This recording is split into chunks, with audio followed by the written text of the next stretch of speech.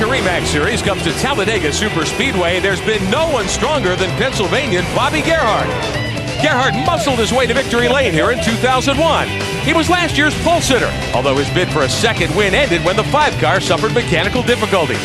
Gerhart has muscled up and gone to victory lane twice, though, at Daytona, the only other superspeedway where restrictor plates are in vogue. Gerhart and his Pennsylvania-based team certainly are able to lift the weight necessary to win. Today, 40 other drivers will try to take on the challenge. For some, the weight might be too heavy to carry. Only one will be able to bench press his way to victory lane. The ARCA Re Series tackles Talladega next, here on Speed. And welcome to Talladega Superspeedway in Talladega, Alabama. It's the Food World 300 for the ARCA Re Series on Speed, the 20th race of the 22-race season here in 2003. Hello again, everyone. I'm Rick Benjamin, joined by two-time ARCA Re champ Bill Venturini. Winston Cup star Ken Schrader joining us today. Great to have these gentlemen along, and a day that really will go a long way, I think, toward determining not just the championship, but who ends up where in the top 10, the top 15 in the ARCA Re points. And Bill, this is a place where you still own the track record. Always fun to come to Talladega. I got to tell you, we get goosebumps coming under the tunnel at this racetrack. Fast, intense, 2, 3 wide.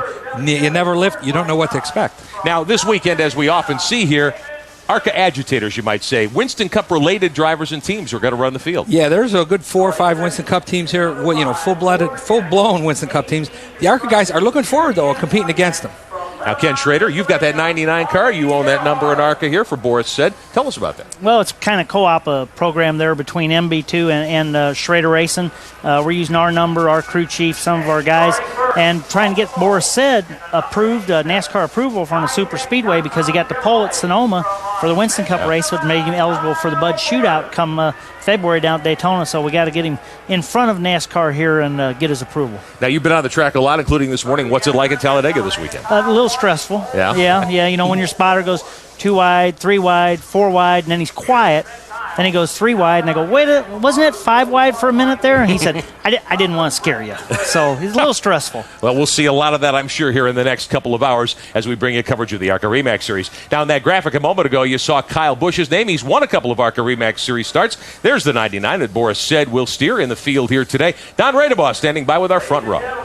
You know, the ARCA Re Series is all about diversity, and nothing could be more apparent than the front row here at Talladega Superspeedway. Kyle Busch, 18 years young on the pole, alongside the wily old veteran Bobby Gerhart with all the experience. Will that be your advantage here today?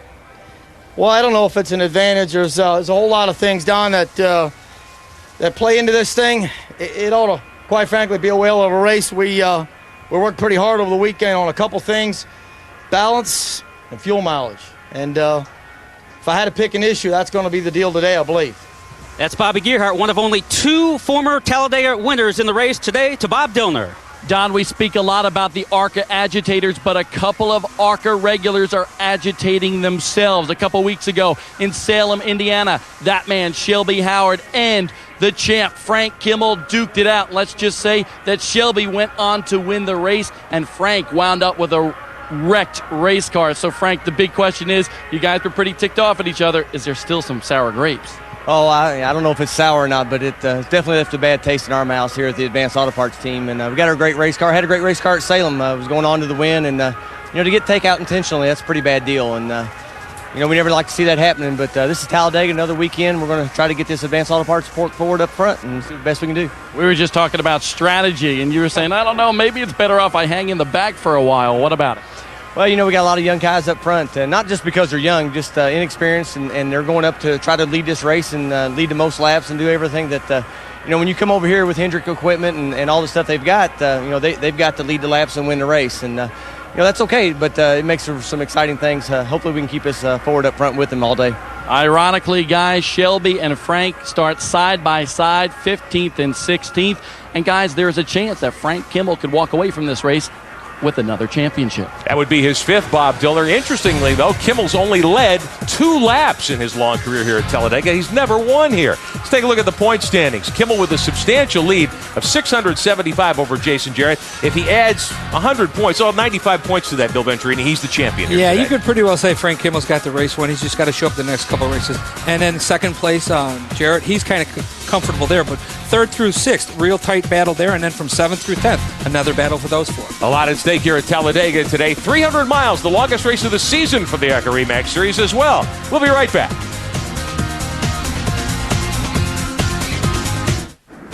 Today's Speed Channel coverage of the ARCA Re Series is being brought to you by RE/MAX with outstanding agents, outstanding results. And by Gladiator Garage Works, a division of Whirlpool Corporation. Gladiator Garage Works, it is time to rethink the garage. Back at Talladega Superspeedway here on Speed, the ARCA Re Series. Cars are on the racetrack for their pace laps. Let's take a look at our starting grid for today's Food World 300. The RE/MAX starting grid reads like this. Rookie Kyle Busch is on pole in the Ditech Hendrick Chevrolet.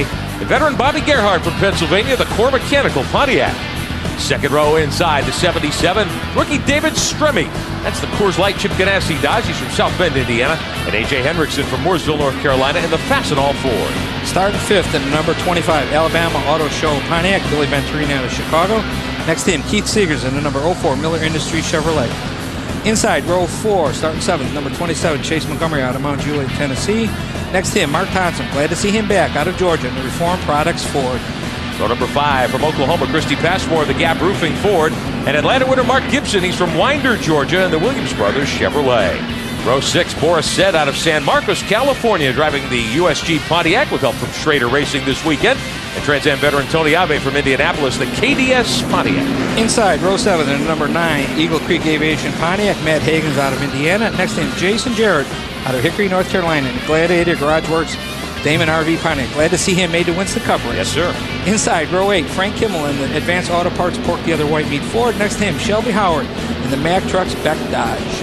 Row number 9, Brent Sherman from North Barrington, Illinois, the Serta Mattress Ford. And veteran Andy Belmont from Pendle, Pennsylvania, the Verizon Dodge today because he wadded up his Pontiac here yesterday. In the 10th row, Dan Shaver from Charlotte, that's the Petro Express Pontiac. Larry Hollenbeck is from Kalamazoo, Michigan, the SWAT Fitness number 10. Inside row 11, and I get to do this again. Yes, and the number 23, Ron Cox out of Soddy Daisy. We planned it Soddy Daisy, Tennessee. 1-800-SURF Pro Pontiac. Next to him, Bill Eversole out of Chelsea, Michigan, in a Think Pink Energy Drink Chevrolet.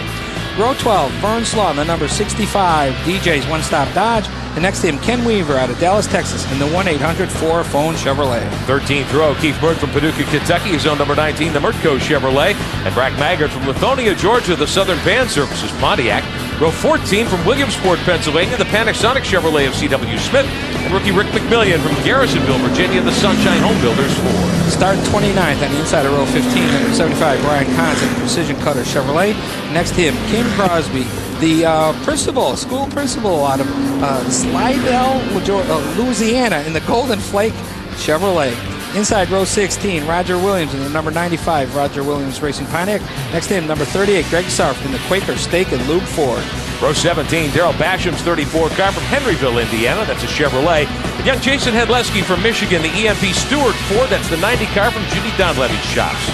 The 18th row, Mike Buckley from Ann Arbor, Michigan, his own number 28, the Studiland.com machine. And Dickie Williamson from Savannah, Georgia, the Southern Pavers Ford. Inside row 19, and the number 84, Tobin's RV Boat Cleaner Chevrolet, Norm Benning out of Pittsburgh. Next to him, Paul Menard out of Wisconsin in the Turtle Wax Monaco Coach Chevrolet. There's a guy to watch.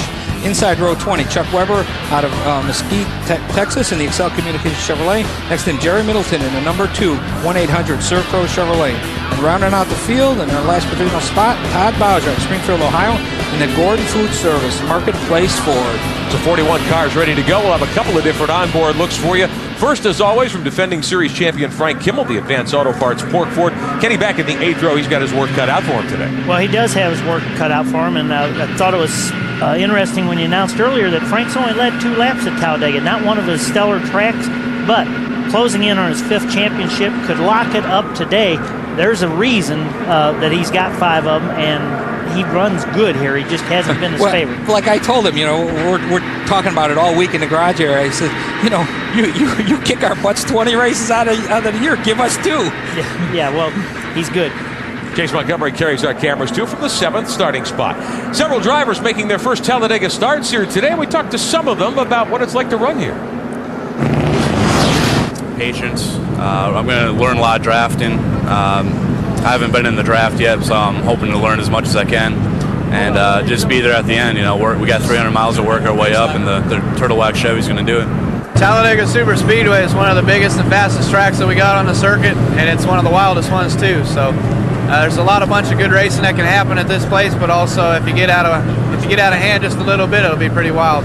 I have a healthy respect for the speed in the cars and the other competitors, but you can't be afraid. Oh, it's wonderful. I mean, it's like running down the freeway until you get the draft going, and then it's just like a chess match. I mean, you're doing things, all the little stuff that helps out and trying to read the air, and it's pretty huge. But I've had a lot of help from Jamie and Sterling and Casey and again, the whole organization with this Coors Light Dodge. Undescribable. I mean, I usually drive a BMW road racing, and you come here and it's just the first thing you think of is big. And it's so fast, it's like playing a game of checkers at 180 miles an hour. I mean, it's indescribable. It's great, though. Morris said scoring his first Winston Cup pole at Sonoma earlier this year. He'll steer that 99 car today. And Bob Dillner, David Stremme is a young driver with a lot of promise. We've seen a lot of him over the last couple of years, ready to take a big step up here today. Oh, it is a big step, Rick, and he is ready for it. You heard him mention Sterling in that interview just a little while ago. Of course, he's mentioning Sterling Marlin, and that car that he is driving is one of Sterling Marlin's old cars. In fact, that car ran really well last year in the Bud Shootout. Now, David is just super excited to be here, super excited to get in the draft. The other day was his first time in the draft. He said he absolutely loves it. It's a lot of fun. What do you think, Schrader? Boy, it is a lot of fun, your first couple times. And that's when it's 2 wide and 3 wide. But you know, when you kind of move over to the Cup side, as this series is growing more and more too. Used to be this series didn't have 15 to 20 guys that were in that group. Now they do. The Cup side, we got 35 to 40 cars that are in that group. It gets a little more stressful as that group gets bigger. Our race analysis, 41 cars, 300 miles, $267,000 up for grabs. And gentlemen, the weather, a little bit of an issue here. They said we had a window to get the race in. It is overcast, though, as we take a look at our weather update here today. The clouds starting to move in. Well, yeah, we're good chance of rain, and this is the longest race we run, 300 miles, so it's going to be interesting. Just need to get halfway +1, though, to make it official. Right? Yeah, halfway will make it official. So, you know, they're doing a good job. Like as always, they're getting everything started off on time here. We'll be going green this time. As long as everybody keeps their nose clean, I think we'll get her all in. This is when I have blood butterflies. Oh, my gosh, my stomach's doing flips. Well, both of you have cars in the field here today. I'm the Lone Ranger here. Hopefully it'll be nice and clean, certainly fast, lots of fun. Safety car has the lights turned out. Remember that as they come through the tri-oval here at Talladega, it is a long way to the start-finish line. Makes a big difference. There's a lot of races here where the leader at the middle of the tri-oval, like it is at Daytona, would not be the guy that winds up winning the race. It's all a chess match here. The horsepower and the handling very much an issue, but aerodynamics certainly plays a big role. Green flag is in the air.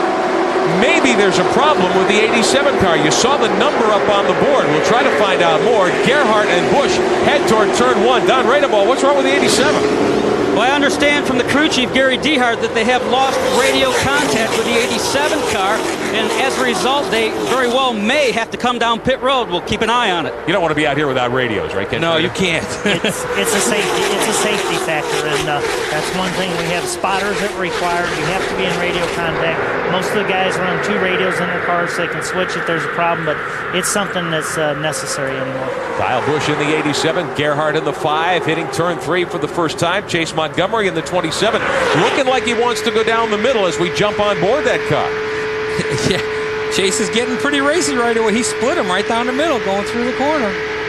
Heading to the tri-oval for the first of 113 laps at Talladega. They line up 2 by 2. That's David Stremme in the Coors Light 77 back there. A.J. Hendrickson in the 17, tucked right up behind Gerhardt. A.J., you know, he had fastest time in happy hour, and Billy Venturini was second. And I know those 2 guys had talked about hooking up together along with Chase Montgomery and Bobby Gerhardt. Into turn 2, a little smoke showing from a car back there, 5th in line on the high side. That might be Brent Sherman's machine. Yeah, that's actually more than low smoke. It's probably, I'm guessing, a tire rub because it quit when they got on the straightaway, wouldn't you say, Bill?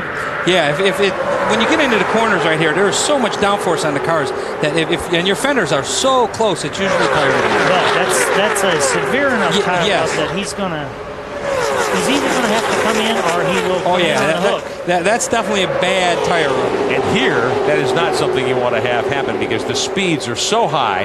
That is the Mark Thompson car. Thompson back with us in the 48 out of Cartersville, Georgia.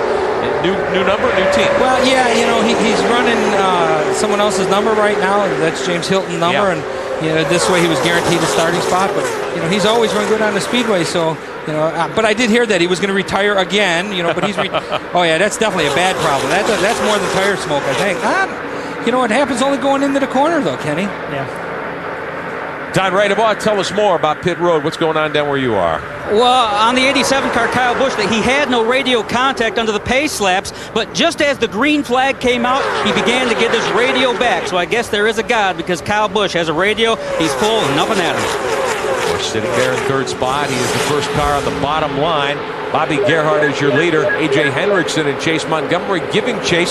That's Keith Seegers there in the 04. Won this race a year ago. That's a Morgan McClure car. Yep, that's a Morgan McClure car, and he did win. And you know, right now, he's going on the outside to go around Chase Montgomery. It's also one of the oldest body styles in the field, I believe. It's like a 99 Monte Carlo, but the 99 Monte Carlo is a good body style. Well, it's real good with the new rules. It actually maybe favors one of those cars for Daytona and Talladega. Well, you know, the way the ARCA rules were written, that actually the beneficial car for this rules was the Pontiac. Yeah. But before we got here this month, they changed the rules for the Pontiac spoilers and made the Pontiacs add another quarter-inch to the spoilers. Top three are nose to tail. Then they're 3 wide behind in the draft at Talladega. Riding with Frank Kimmel alongside Shelby Howard. Kimmel up to 14th right now. Yeah, Kimmel has a good view of that smoke. Of that tire rub. Yeah. That'll get your attention, let me tell you. Kimmel with Shelby Howard right alongside. Remember last time we were with you from Salem in Indiana a couple of Saturday nights ago. Those two put on quite a battle. Kimmel and Howard got together. Kimmel ended up in the wall. Howard ended up in victory lane. And there's been kind of a war of words between those two drivers in the last 2 weeks. So having them line up alongside each other certainly sets up the possibility for some drama here today. We see that pack right there, which I don't know. That's probably a good 20 cars. That's what we did not used to see. See, you never saw that in ARCA before. You're right, Kenny. You might not want to see this if we had a little bit a couple minutes ago in that pack, but now that pack, there's so many more cars that run in that pack that that's how much more competitive it's become. Riding with Chase Montgomery, who sits back there in 6th position. Bobby Gerhart leads. A.J. Hendrickson is second. We're early in the going. 4 laps complete at Talladega. Back on speed, the Food World 300, the ARCA Re Series. Bill Venturini, Ken Schrader, I'm Rick Benjamin. Watching the leaders battle down the back straightaway. Frank Kimmel in the 46. Actually, not a leader. He's been shuffled back to 17th. He's back there with Ron Cox and some drivers he's not very familiar with racing near. With Bobby Gerhart, who's so good at these restrictor plate events. Keith Seegers in second. Chase Montgomery, who won Daytona third. And here comes David Stremme with Kyle Busch to the bottom. You know, these guys, they don't learn. You got to run. You got to stay in line. Keep jumping out of line. It just pushes everybody back. You know, I don't know. He's got to get used to drafting with somebody in front of him or behind him to make something happen.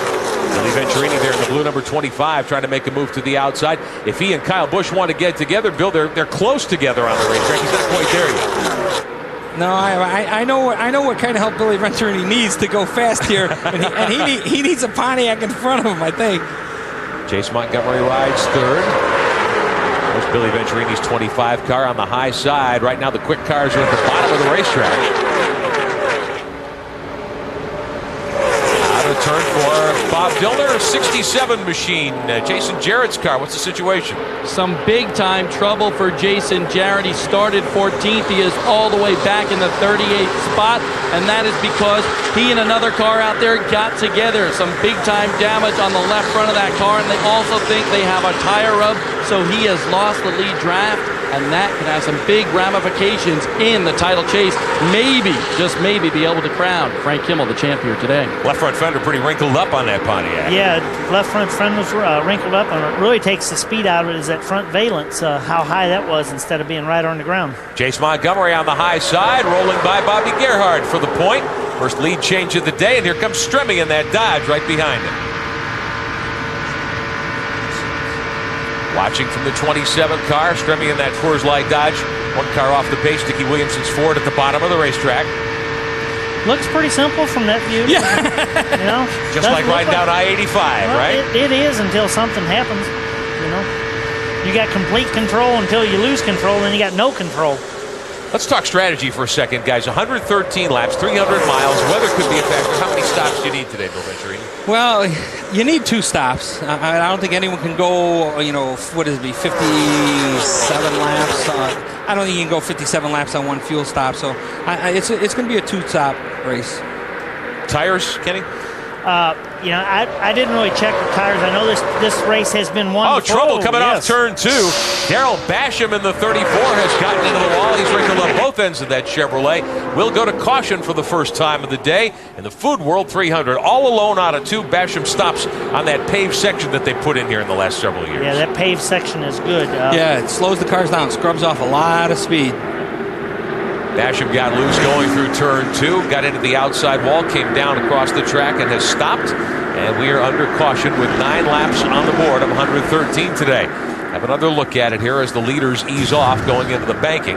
Take a look down from turn 2. You kind of hate to guess, but from the way that thing came into view and then looking at the right rear quarter panel, we might have had a flat right rear, and it went ahead and blew out, ripped the quarter panel off, and threw him sideways into the wall. Because that car, there was skid marks coming off the car before he even hit the wall.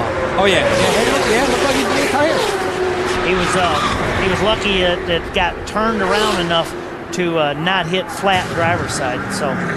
Looked as though there were pieces of rubber bouncing down the track, and the right rear tire certainly is torn up. As you said, Kenny, it didn't look like there was any. He didn't hit anything with the rear of the car. Right. That's one neat thing about here. It doesn't have to be rubber to bounce down track. It can be heavy steel, and it still bounces for a ways. At 188 miles an hour, that will happen. Absolutely. On board with Frank Kimmel under caution. A little early to make a stop. Definitely. We only got 9 laps done. Nah, you don't pit yet. Let's get an update from pit road. Bob Dillman. Well, I heard you guys speaking of pit strategy, and listen to this, Venturi. This is something pretty interesting. I spoke to Frank Kimmel before the race, and I said, Frank, this is a 2-stop race, right? He said, maybe not. This may be a strategy race. He says if he can get the cautions the way he wants them, he may only have to pit once, and that would be big time for him because he could stay out there in front of all the rest of the guys. Well, they are good on fuel mileage with that Taurus. They're going to have to be real good. Yeah. One thing you can't count on is you can't count on getting that yellow when you need that yellow. So. Working on the 34, Daryl Basham off of turn 2. First caution of the day. Chase Montgomery is our race leader. Right behind him, the 77 of David Stremme. Back on Speed from Talladega. Huge weekend of live motorsports for us on Speed tomorrow. Coverage of the United States Grand Prix at Indianapolis Motor Speedway. Had a chance to go over there yesterday and watch those guys qualify. Unbelievable sight. 1:30 Eastern for live coverage. Rick DeBrule, David Hobbs, Steve Matchett, and the boys will have all the action from Indianapolis tomorrow. One of the great stories here this weekend, young Paul Menard driving for Andy Petrie. Had to start deep in the field, 38th. Guys, he's 8th after just 12 laps. I can't believe that. That car's a rocket ship. He was 8th in 9 laps because that's when the yellow came out. Yeah, that Menard's Turtle Wax car, Andy Petrie's whole operation, they're extremely good super speedway program. We sat on the pole here with Andy for the Cup race, and he really takes these serious. I mean, we need to tell why he started at the back too. They were on the pole, and had a little problem with inspection. About a quarter inch, I heard. Yeah, a good quarter inch. Good quarter inch. Bob Dillner, you're with Andy Petrie. Yes, I am, Andy. The kid is turning in a hell of a run right now. What are you doing to tell him to coach him through this? Well, we talked about it a lot before the race by starting in the back. We kind of handicapped him on Thursday a little bit there. It was a mistake on my part, but he's doing a great job. He's continuing to impress me every time he's been behind the wheel, and he looks like he's been doing this for years, really. So we'll just keep our fingers crossed, hope the thing will stay under him, and we won't have any trouble and maybe get the win here. Paul Menard looking pretty good. And guys, so much for Frank Kimmel's strategy. He has come down pit road. He will have to stop twice now, but he did come down, and he is playing the strategy game, came down and topped off that fuel tank. Safety car headed in. Bill, we've seen him do this before. Yeah, but he's made it now for him a one-stop race. Additional stop. Well, one stop from here, where everyone else on the racetrack, I still feel, has to do 2. They'll put lap 13 on the board. Coming up through the gears, Andy Belmont on the bottom of the racetrack in trouble. A car has gone around, the 49 car. That's the car out of Charlotte. The Petro Express Pontiac has hit the wall and has stopped down on the grass, so we will not go green this time by. Dan Shaver from Charlotte. The green is they have to throw the green, but they should get the yellow. I mean, The green should be out, and then the yellow should come out. Safety cars coming back out. Vern Slaw on the 65, apparently with contact with Shaver.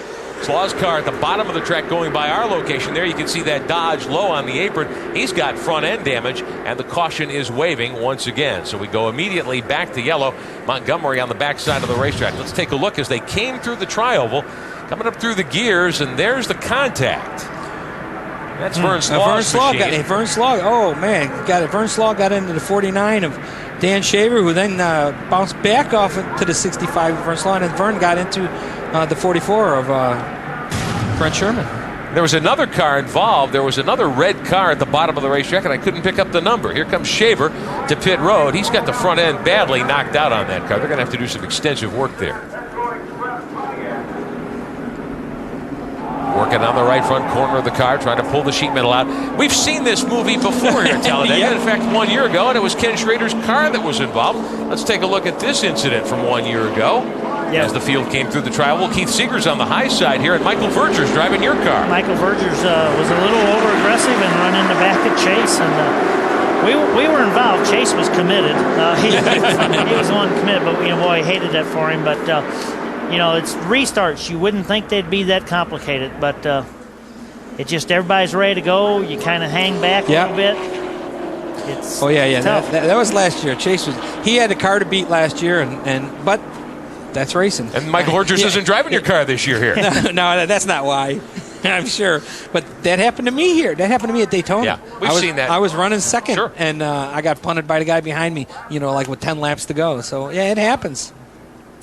So the field is under caution. That contact coming through the tri-oval. And here, Kenny, is it different because the start-finish line is at the end of pit road at the entrance to turn one? Does that promote that sort of thing sometimes? Well, I think it compounds it just a little bit because it just gives you that much more time to think about how you're going to get this good restart. And we got 2 yellows in a row that are a good break for Jason Jarrett to work on that left front fender. But now this makes me think that they got some other issues. Yeah, because they're inside the car. To be inside the car. As you mentioned, Bill Venturini, he makes his first Winston Cup start tomorrow in a Robert Yates Ford, 25th spot. Glad to see it for him. Saw the 49 of Shaver. They've taken that car behind the wall. He was able to drive it behind the wall. Here comes Vern Slaw, also back down pit road in the 65 car. Slaw with heavy damage to the right front corner of that car, the victim of that contact with the 49 of Shaver. And there was a third car in the mix there, too. DJ's one-stop Dodge slow. Here's Jason Jarrett getting back up to speed. Oh, I was going to show you, with that front-end shot of Jason Jarrett's car, you can see the car sitting level on pit road. If we can get a shot next time, I'll try to highlight. Right here. Use the telestrator. See right there. See that down on the bottom. Notice how high up that left front valance is on the car. It's not supposed to be there. Right. The whole nose is twisted on this race car. So he may come in again and then try to do some additional work on that car. That's the Gladiator Garage Works Pontiac. Second in points, Jason Jarrett. Still under caution. We'll be back at Talladega. Back on speed with coverage of the ARCA Re Series. It's the Food World 300. Under caution, we've had a little difficulty getting some restarts accomplished here. Let's take a look at why we went immediately back to yellow a moment ago. This is as the cars came through the tri-oval. Matt Hagan's in car number 9. Dan Shaver in the 49. Vern Slaw in the 65. All getting together. See where I put that X right there? X marks the spot. X marks the spot. Dan Shaver started to accelerate before the car in front of him did, and when he realized he was going to run into him, he swerved down to the inside. Then when he slowed up, he was going to come back up, and the guys behind him ran into the back of him. Look at now. Tire donut and more on the 27 car. That's leader Chase Montgomery. Andy Belmont apparently trying to get by him through the tri-oval. Can't race back to the caution, Ken Schrader. Look at this. Yeah, well, can't race back and get your lap back, but even though Andy wants it, and I believe there was a little controversy at Winchester a couple races ago. Andy had a few words about Chase Montgomery. Montgomery was, they were all racing for a top 5 spot at the end of the 200 lapper at Winchester, and Andy had some harsh words to say about Chase Montgomery, who flipped Bob Dillner. Well, Keith Batson is the crew chief for Chase Montgomery. Tell me what happened there. I don't know. It seems like Talladega, we can't catch a break. I'm not sure really what happened. We have to see the tape. I don't want to criticize Andy. He's a good driver and all. Maybe a little hard feelings from Winchester. I'm not sure. I hated to see it. Such a good race car, and we'll see here. I need to get my headset on and watch and see if we have any smoke. But appreciate Speed Channel and ARCA and everything they do for us. Well, Rick, maybe, just maybe, you were right. You're a lot better off to say I don't know than say hell, we ran into him. Green is back in the air. 18 laps going on the board of 113 today. Montgomery up through the gearbox in that red Pontiac. David Stremme is second in line in the Coors Light Dodge, third to Kyle Busch in the 87, and Boris Said has maneuvered his way up to fourth in that USG car, the 99. That's the one at Belmont on the bottom. He's a lap down. He was trying to get his lap back. Doesn't quite have enough muscle. That is a Vern Slaw Dodge after they wrecked their Pontiac. They wrecked their Pontiac in Happy Hour. It was Happy Hour. He wrecked it and had to go to backup car, and Vern Slaw had one and gave it to him. 7th to 1st for Chase Montgomery, the Daytona winner. Kenny, doesn't seem as though it's affected his car. No, it's when you hit the front of that car and that rear spoiler are the most critical. You can kind of hickey up the sides a little bit, which he got his tire donut in front of his left rear tire. Sides aren't that critical, so it shouldn't make a big factor. What'd you call that? Hickey up? Hickey up. Yeah, that's hickeyed up. Is that a Missouri expression? Yeah, it's just hickeyed up. It's not all tore up. It's just hickeyed up. Gotcha. I think I understand. All right. Montgomery leads. We got a little mark here and there. I see. Oh, a couple of cars down through the grass as they come through the tri-oval. Plowing up some of the grass. That's the 80 car, Stan Hoover's Ford. That's Rick McMillian from Virginia. He gets it back up on the banking. Jason Jarrett comes down pit road. Sometimes pit road is a man's best friend here in that situation. We stay green. McMillian off the pace, but back up on the bank. So 84 of Norm Benning was involved in that also. Looks like Norm Benning's got a cut tire as he rolls down into turn 1. On board with Frank Kimmel. 4-time series champion in line for his 5th. He is back in 23rd after stopping under caution for fuel. Leaders out of turn 4. Let's take a look from Frank Kimmel's vantage point. A little skirmish here in the trial. Well, 4 wide. Oh, yeah. They're beating and banging, all right. That's Benning, I think, that was crossed up there. Yeah. Now, this is one thing that Frank really rolls the dice by going to the back this early. Benning got into the 83 car. Yeah, but I'll tell you what, Norm was on top of that steering wheel to keep that thing gathered up. Norm had cut a tire there. He's cut a tire. I don't know if he got it before that or from right there from slamming on the brakes. We are when we come out of this replay, we'll be back on yellow from this incident. Caution is waving. Well, that's because Norm Benning's car is like still on the apron in the middle of coming off a 2 right now. You can see Norm's left front tire cut there. Norm is. So is his right front. Okay, he's got a lot of issues going on. Norm, Jason Jarrett, and Ron Cox are all within 20 points for the Bill France Triple Crown Award. Yeah. And this is one of the races. And this is one of the races, and I think that counts this race, Salem, and Springfield. Yeah, one of the dirt races. And you can see Norm's talent on dirt to keep that car gathered up. Yeah. He was in the top 5 at 2 races, 2 dirt races, finished 4th and 5th. You got it. Back under caution, 21 laps of 113 are complete. Still Chase Montgomery leading. David Stremme has taken that Coors Light Dodge out of the Chip Ganassi shops up to 2nd. Kyle Busch in the Dytek Chevrolet. We have seen Kyle Busch wax the field a couple of times this year, Bill Venturini. Here, their advantage is not nearly as pronounced. No, the ARCA guys, there's a few ARCA guys that have done their homework on the super speedways. And you would think the Winston Cup guys would come here and really with their money would show a lot, but the way the rules are here and they're so strict with them, it makes it, I think, kind of it equals it out. It really does. They've got a good set of rules here, where you got to have slick bodies, you got to have good engines, but that's what you got to have. And ARCA team's got those too. There's a lot of trick stuff that we can do on the Cup side that's not allowed over here, which doesn't need to be allowed over here, and that's why we see Bobby Gerhardt and A.J. Hendrickson and Billy Venturini and Keith Seegers. It's good, solid ARCA. Keith Seegers got some Winston Cup help there, but the other one's good ARCA teams that run right with the Cup teams. Let's get an update on the 87 team. Don Radebaugh. Let's do that, and by doing that, let's talk to Gary Dehart, the crew chief, your driver, first time ever in a restrictor plate race. How's it going so far? He's doing real good, really. He's listening pretty good. He's just learning right now. He's behaving, huh? Oh yeah, he's behaving. He's learning a lot right now. If we can run all 113 laps today, whether we win, lose, or draw, we get a lot of experience for him, and that's what we want. Tell me about the car. Is it working okay? Does it need any adjustments? Well, I guess it's working okay, but I wish it was leading. But third's not bad right now. All right, that's Gary Dehart, former champion crew chief for Terry Labonte in the Winston Cup Series. As we work toward lap 22, still very early, plenty of time for the 87 team to try to find their way back to the front of the Food World 300. We're still under caution. We'll be right back.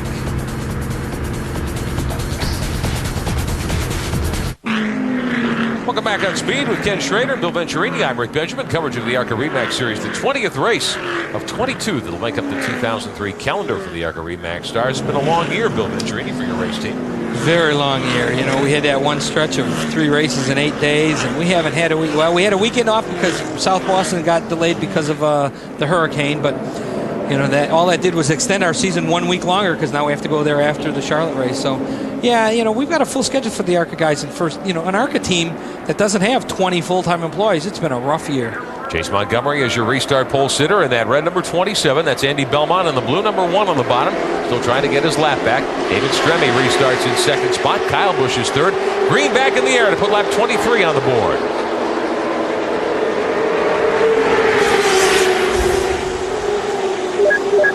Never seen a racer at Talladega. It does take a little while for these restrictor plate motors to get wound up and the speeds to pick back up. Takes about a whole lap.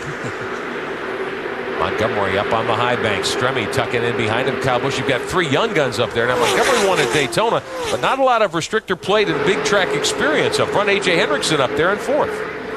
No, but a lot of good young racers, you know, and they'll figure out how to do this quick enough, and they're aligned with enough experienced people to help them that they'll get it figured out quick. Let me give credit where credit's due to Billy Venturini and put the 25 car up in 4th in front of Hendrickson. Well, thank you. I can't count, believe it or not. Leaders hauling back to the front of this 2.66 mile super speedway built back in the 60s. Yeah, and after, you know, I've been coming here since the mid-70s, late 70s, and you know, you look at all the patchwork they've done at this racetrack, all of those black lines, that's all tar poured on the cracks of the racetrack. You wonder, well, why don't they repave this thing? I think if they repaved it, it'd be so much faster. I don't know what they do. Yeah, I know it's been talked about. I think it's actually, I heard it was scheduled to get paved maybe next year or something. We kind of hate to see it. You know, it's all right the way it is. I mean, Daytona grip is really an issue. Here it's not. But if they want to repave it, have at it. Paul Menard in the 26 trying to close in and grab hold of that front draft. And Bob Dillon, we hear there might be an issue with the 26 car. What's going on? That's what Mark Gibson's crew is saying. They came down on pit road during that last caution period, but it wasn't a scheduled stop. They came down to clean the windshield. You can see these paper towels just covered with oil, which they say is coming from the number 26 car. Now Mark Gibson shuffled back to 27th spot. An uncharacteristic place for him to be. That is a good speedway team. Well, you know, if you can't see out of your windshield here, you got to come in and clean it. Gibson won, of course, in Atlanta back in the spring. Has DEI motors in that car, so you'd certainly think that they would be a contender here today. Watching the leaders move up on Chuck Weber's car. There's Hendrickson in the 17, Menard in the 26. No sign, Kenny, that the 26 car's got any motor problems. No, you know, but you don't have to have an engine problem to have an oil leak. To have an oil leak. So, and you're talking possible transmission, rear end, or engine. So there's no telling if they do have an issue or not. Well, one of the drivers we certainly expected to be up toward the front today, Bobby Gerhardt, started on the front row. Don Radebaugh, they have not had a trouble-free day so far. With Billy Gerhardt, crew chief, Bobby's brother, you guys made a pit stop out of sequence with the front runners. Was that pre-planned strategy? Yeah, that was our strategy right from the beginning, Don, and we decided to stick with it. We had a little hole in the nose of the car from some debris. We decided to patch that, come in and get left side tires, and one more caution after this, we'll be good to go home.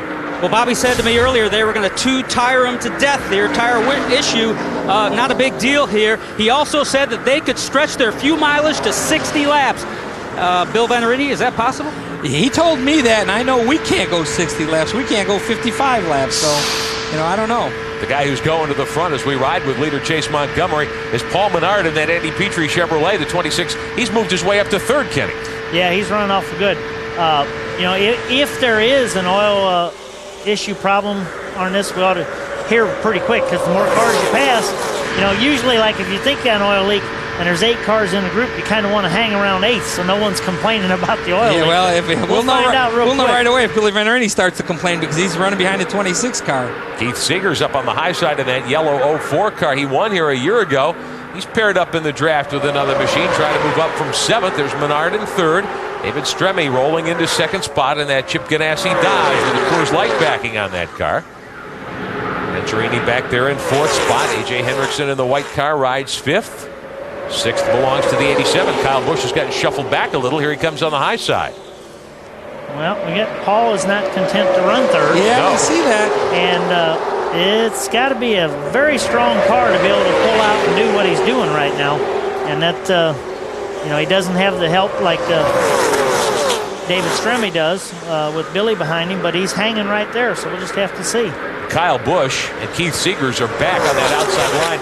I think they were trying to get up and go with the car. Paul Menard can't get there. They can't get there yet, but that back straightaway sometimes will equalize things up, and it'll let Busch and the 4-car get up to him. Now, you've coached your son on these big tracks, Bill. You did a great job on the bottom, third in line behind the leader. Yeah, I'm nervous. That's not what I asked you. I don't, I'm not on the other end of the radio to listen and seeing how the car's handling. Is the car tight or is the car loose? But, right now, you better hope the car's not too tight. Because as you get around... Oh, trouble. Mark Gibson in the wall. That's the 59 car. He has gotten in the wall up in turn 4 from the look of things. And we will go to yellow once again. The caution is waving on the speedway. Gibson and Bobby Gerhardt, who started on the front row alongside pole sitter Kyle Busch. The Core Mechanical Pontiac out of Pennsylvania from Lebanon, PA, has gotten in the wall as well. This is what I was talking about before when Frank Kimmel put himself in the back and missed that one race. Right. When all the leaders pit together, they all come out together, and they basically, you start in the front, you stay in the front. But when you pit off sequence like that, you run the dice. This is the chance. Roll the dice, something happening. Brian Kahns in the brand new 75. It's a beautiful new bodied Chevrolet for that team. They're in trouble as well. Take a look through 3 here. Oh, hard to see already. Gerhardt's already spinning, and Mark was inside of him. So Brian Kahns was on the bottom of the track. He was crossed up when they went through our frame there.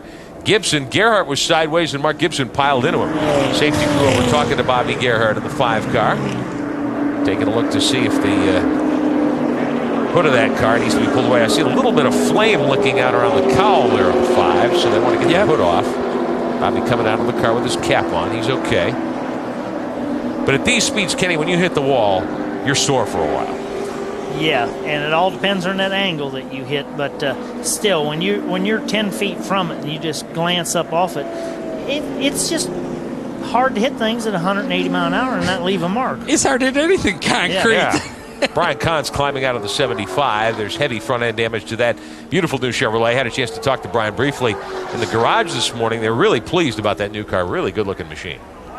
Well, and it will be next time they bring it out. Bobby Gerhardt walking back. He'll make a ride to the infield care center, no doubt. The Hans device. The Hans device that's hooked to his helmet really has made a big improvement. Take another look here at what happened in turn 3. That's Gerhardt in the white car sideways. Jason Hedleski in the 90 there going by sideways as well. Mark Gibson, pretty hard impact with Gerhardt. Yeah, Matt Hagan's almost got involved in it. Just snuck through on the bottom. Everybody reeling him in and stopping down on the apron there before more trouble could ensue. But we are back under caution here at Talladega Superspeedway. Chase Montgomery has been the leader for a good long time now, and he remains out in front. 77 of Stremme, 26 of Paul Menard, Kyle Busch in the 87, Billy Venturini in the 25 car are your top 5. 30 laps of 113 are complete. Chase Montgomery's done a heck of a job so far. Yeah, and do you pit? I'd have to say I'd pit now, and then you've got one more pit stop for the rest of the race. I think it'd be a good time to pit for sure. And it looks like most all the leaders. Fake. Little fake there. Chase Montgomery says he'll stay out. Stremme comes down pit road. Do you need tires after 30 laps, Ken? Well, you don't, but you're for sure halfway through, at least halfway through your fuel window. And what Chase has done now is he's put himself in that position where he'll be vulnerable when he does pit. He'll be with the health come through the field. All right, with Paul Menard, Bob Dillner. Paul Menard is on pit road with the Turtle Wax car. 2 tires, right sides, a lot of fuel going in that car. And guys, they did admit that they were leaking a little bit of oil. They think they filled it up just a little too much and it was coming out the overflow. Don? Kyle Busch was also on pit road. He took 2 outside tires and a full can of fuel. No adjustments necessary. The car was working perfect. The 17 car of A.J. Hendrickson also on pit road. He took a 4-tire stop, all 4 corners, and a fresh load of fuel. A.J. Hendrickson had been running up in the top 5, being shown now up in 18th spot as the field cycles through the pit stops. All of that will change, of course, before we line up again to go green. Kimmel on pit road, Venturini on pit road, Kyle Busch in the 87 car, Keith Mert has been on pit road, and a host of others taking the opportunity. Yeah, I don't know if I would have put on 4 tires right now. I think I would have probably either just done either a gas and go or 2 right side tires. But, you know, I noticed the 17 car took on 4 tires. The 25 car took on 4 tires. I don't think I would have done that. Let's take another look at the move by Chase Montgomery. Kenny, why would you throw the fake here in this situation? Well, you know, I think everyone's got their own plan. I don't think Chase convinced them to pit. I think Chase made the wrong move, but we'll have to see how it works back out. Hey, I agree with you, Kenny. I think you know, seeing everyone's pitted now's when you need to pit, because when he pits, or if he's going to pit out of sequence, he's going to have to pit out of sequence. Well, we'll see if he comes down pit road next time. It'll take a while, a couple of more laps probably to clean things up in turn 3 and 4, where that 3-car skirmish took place. Brian Kahns, Bobby Gerhardt, and Mark Gibson. 31 laps complete. We'll be back at Talladega.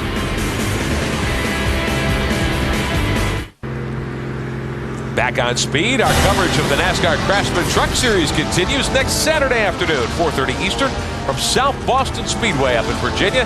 The NASCAR Craftsman Trucks at 4:30 next Saturday. Be with us for all the action on a very tight but always fun racetrack, the little 0.4 of a mile, South Boston Speedway. You said that right. Tight but fun. You know, there's a track that I grew up at in Connecticut that doesn't exist anymore, where once upon a time they raced boats, and it reminds me of South Boston because of the trough effect. You got those fences around yep. both ways. They used to flood the Danbury Fairgrounds many, many, many years ago and run boats there. They did it at Seekonk, Massachusetts, too. Ran boats there. The Cement Palace. The Cement Palace, that's right, exactly. That is a place where you get dizzy very easily on that quarter mile. Getting ready to go back to green. Chase Montgomery will be the restart pole sitter. Right behind him, the 66 car making its first showing up toward the front here today. Frank Kimmel, the series points leader, 4-time champion, on the verge of clinching his 5th. Lines up back in 21st. You were critical of his strategy for stopping earlier. He's starting to make his way back toward the front. Well, he had to pit again. He pitted on this yellow flag sequence. He pitted again. So that, you know, one stop strategy was, or 2-stop is out the window. It wasn't critical. We just called bull on that because we didn't think that was going to happen. Now that 66 car, third in line here behind Andy Belmont, who is not on the lead lap as yet. He's 1 down. That's Tony Ave, the Trans Am veteran, one of the most. Kenny Schrader, you're a guy who loves to drive everything with wheels. He's won a race this year in a Ford Focus Midget. He's a Trans Am veteran. He ran 3rd at Phoenix in an Infiniti Pro Series car. Here he is in an ARCA car. That is quite a wide variety of cars there to be able to accomplish that. Ave had a great run last year when we were at Chicagoland. Yep. Back underway. Everybody safely away. Montgomery opens up a good advantage. That's Belmont in the blue Dodge in second. Not on the lead lap. Ave in the yellow car is next in line. And the 48 car, Mark Thompson, steering that car out of Cartersville, Georgia. He shows 3rd. All this pit strategy and tires and where you stopped and when you stopped. I don't think 4-tire pit stop on that last sequence was the right call. Montgomery all alone in the banking. We've had an action-filled first 35 laps of this 300-miler today. Coming to the trioval, there's Montgomery. Belmont desperately trying to get around him and get back on the lead lap. And these two have some history.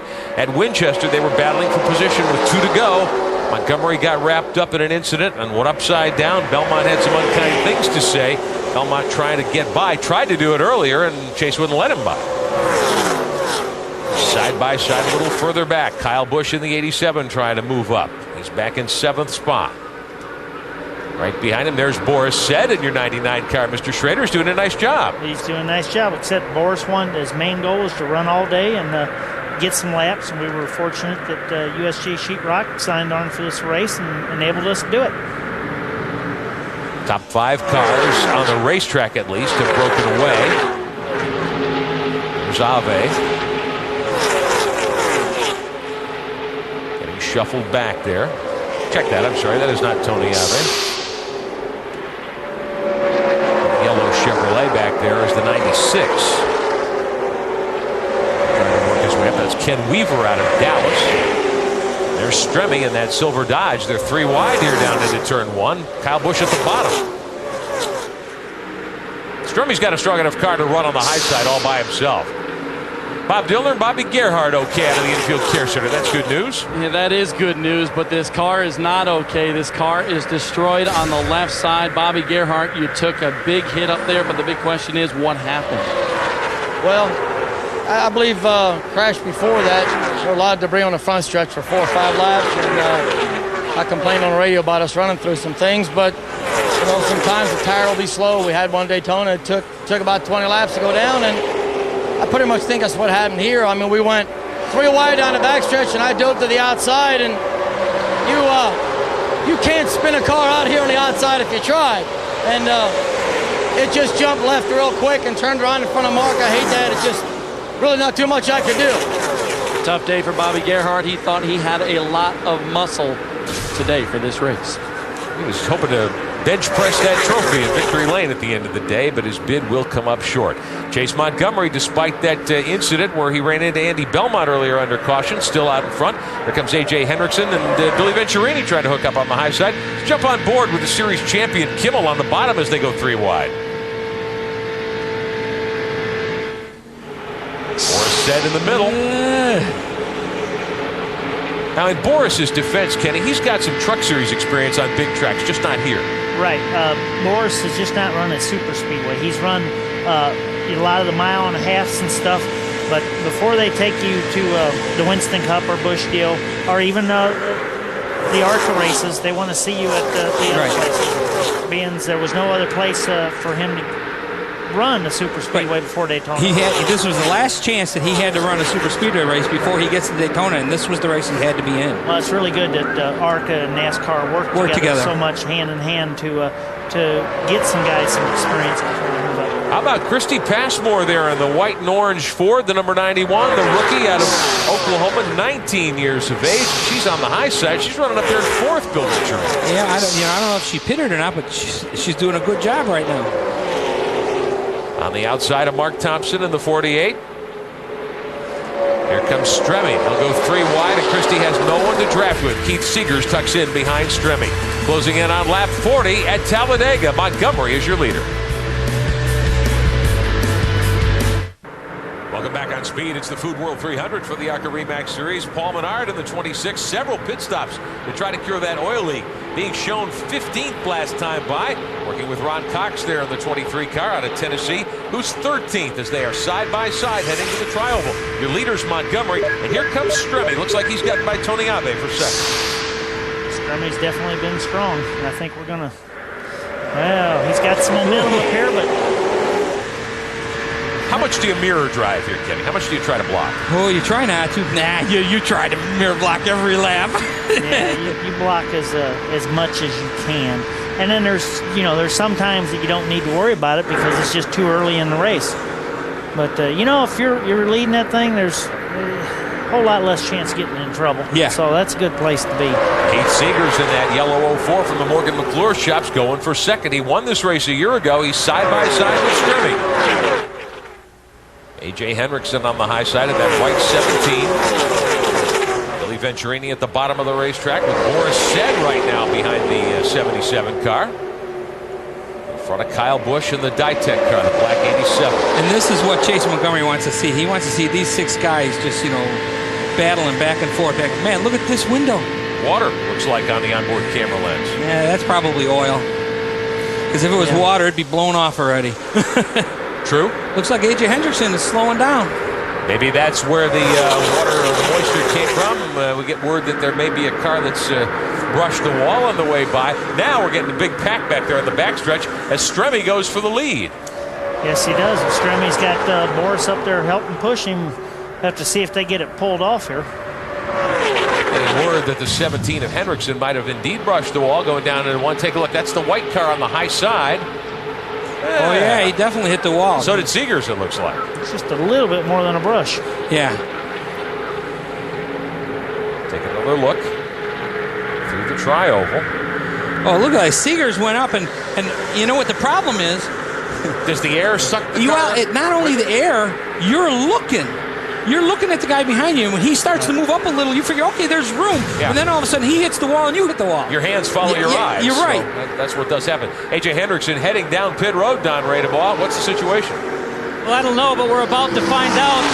Very much an unscheduled pit stop under green flag racing. We know there's damage on the right side. They are very disappointed. AJ was quickest in the first practice session and quickest in happy hour. The 17 car rolls to a stop. No power on the car. The hood goes up as the crew pulling bent sheet metal away from the right side. But with the hood up, they've gone under. The motor is not on. It doesn't look very good for AJ Hendrickson, dead on pit road. About to go a lap down to the leaders. He was running up in the top 5 the first 15 or 20 laps today, Bill. Yep. I got to think, look at this lead group, man. This is scary. This is nerve-wracking right now. This is not Winston Cup you're watching, folks. This is an ARCA race. And we're not even to halfway yet. And Kenny, this speaks to what you were saying earlier, the number of good teams that are here in the ARCA Series at the biggest racetrack. Yeah, most definitely. I mean, it just every year this pack gets bigger and bigger. But, you know, as this sport's grown, the Winston Cup deal has grown so much that there's more equipment out there that guys only in the Winston Cup deal run a car for a year and then they'll sell it. And it's just the prices of these cars have actually in a little bit come down. Yeah, you're right, and the wealth of knowledge that we get from the Winston Cup teams has been tremendous for our program alone. And I know a lot of these guys are hooked up. Everybody finds an alliance that they get hooked up with, and they learn a lot from those teams. When they were just looking out Frank Kimmel's windshield there, spend $1 million a year, you know, to run this series, but what would you give for a clean windshield right now, you know? Quick pit stop and a squeegee might be in. The squeegee guys, if they're at the end of pit road, they would certainly be in demand. But how about Kimmel? Started back in, 15th spot here today. He made a couple of pit stops, Bill. You weren't sure that was the right strategy. He's raced his way up into the lead group, now sitting back there in 5th. You know, I said the same thing about Kimmel. I said the same thing about AJ Hendrickson and Billy Venturini. But, you know, they came in and put on 4 tires. When they went green, AJ was 17th, Billy Venturini was 23rd, Kimmel was 21st. Now look at where they're at. They were all back up front till AJ hit the wall. But how about Chase Montgomery, Ken Schrader? No one's been able to get by him. I thought Stremme had enough car to roll by him there a couple of laps ago. He's settled in back. Is he waiting, or is he just not fast enough? Well, I don't. I've been around David some, and I don't think he's waiting much. But what we see here is we don't see a big cooperation amongst everybody else to put a full court press on Chase yet. We need to get like 3 or 4 of them lined up, and they will get by him. But when 2 of them line up, then someone else thinks, oh, I'd cut left and get underneath them, you know. So we just haven't seen the cooperation yet to get by, but he is awfully good. 3 wide down the back straightaway. This is Paul Menard in Andy Petrie's 26 car. Ken Weaver there in the 96, Mark Thompson in the 48, and Greg Sarf in the 38. Boy, this looks like a Sunday show. Menard trying to Menard dancing around in the through. center, Kenny. Oh man. Several pit stops for an oil leak. He's back up to 12th last time by. Yeah, this is not what they want here, though. They want 3 wide is hurting them right there. Up front, it's still Montgomery. Menard trying to march his way back into contention. Shown 11th. 4 wide going down into 1. Yep, they wrecked. Just no one hit nothing.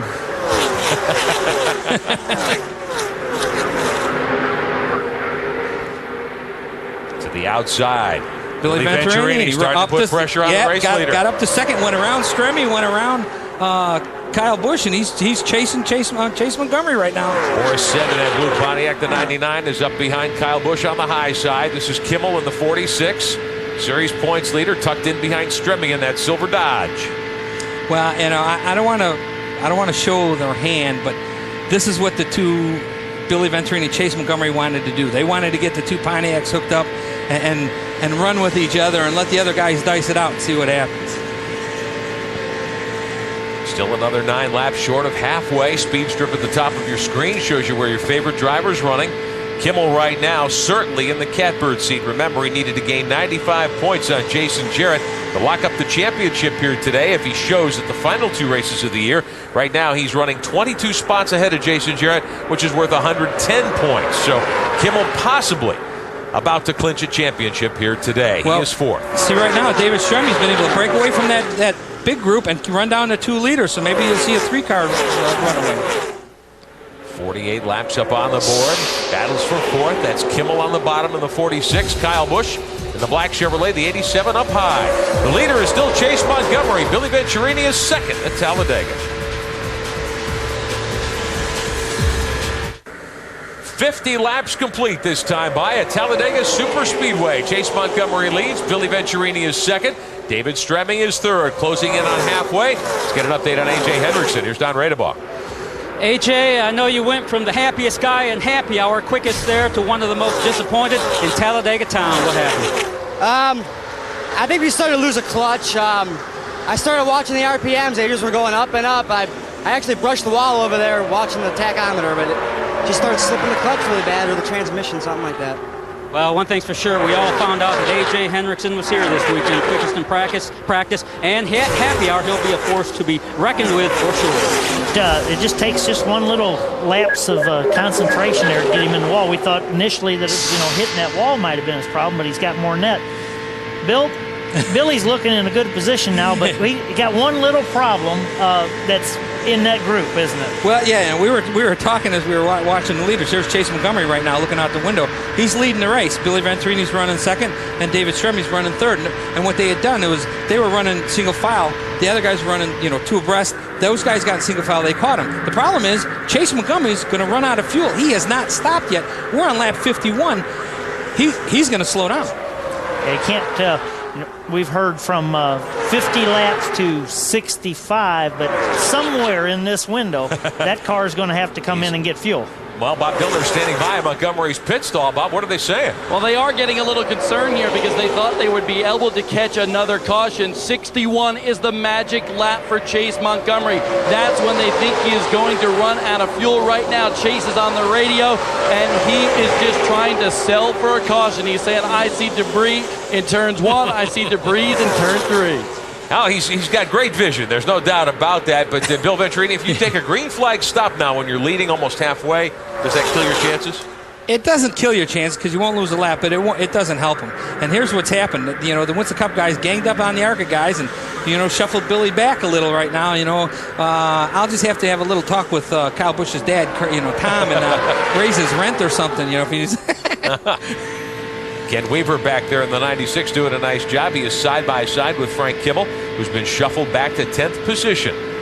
Kimmel in position perhaps to lock up his 5th ARCA Remax championship here today at Talladega. And Larry Clements, Advance Auto Parts, Pork the other white meat Ford. Racing through the trial, well, still alongside Ron Cox in the 23. Cox back in 13th position. And Greg Sarf, a good run for the 38 team. Yeah, they didn't even have a motor when they got here, when the first day they got here. And he had to wait till actually Thursday before the motor showed up and put it in that car. Bill Ebersole there, too, in the 08, leading the rookie points, showing in the top 15. Meantime, the leaders come off of turn 2. It's Montgomery in the red car, Stremme in the silver 77 second. Kyle Busch, Morris said now your top 4, and they've just ever so slightly started to break away a little bit. Billy Venturini trying to hang on to that group in 5th position. Well, what's Morris said's back there, too. What's happened is Tony Ave was in the draft when the draft caught Billy Venturini in a round, and Billy Venturini got stuck to the outside. Billy couldn't get back in until he got behind Tony Ave, and the minute he did that, Tony Ave obviously is a little slower than these 4 or 5 cars, and he's starting to hold him up a little. Maybe they can catch him and run him back down, though. They stay in single file. Ave out of Indiana, that yellow 66. And caution is waving on the speedway. Yellow flag is out, so this will certainly benefit Chase Montgomery. Evidently, the sell job worked. We're being told there's debris in turn 4. You got it. Chase Montgomery did it. He's waving out the window there. You can see him inside the car, waving to the cars behind him. And this is the crew of Montgomery Motorsports getting ready to jump the wall, put fuel in that car, and 4 tires here. Well, all right. It's not one of those. He was BS calls. Yeah, there's what they, I get here. Jock debris. Yeah, there is a debris on the racetrack. And I do have to say, it is in the racing surface, so you do have to throw the yellow. Chase Montgomery leads him through the trial. Well, this will be the 55th lap. Now, he has stayed out there, but we have had a lot of laps under caution, which affects your fuel mileage. Right. I don't think it's time to pit yet. I think you need to stay out, on the next caution, set of cautions. That's when you pit and you're done for the day. Well, it's definitely time for Chase. Because, but because Chase can make it from here. If he could run 61 laps. Distance is 113. We're at 55. Well, if he could, if they said they could run 61 laps. Now, if lap 61 was their lap because of the extended number of yellows, but if they could run 61 laps green, they're set. I think we got to. I don't think he could have run 61 green flag laps. So that 61 lap window had to be with all the yellows, Ken. Meantime, Frank Kimmel here, a little contact with Greg Sarf up in turn 2. More than once. Yeah.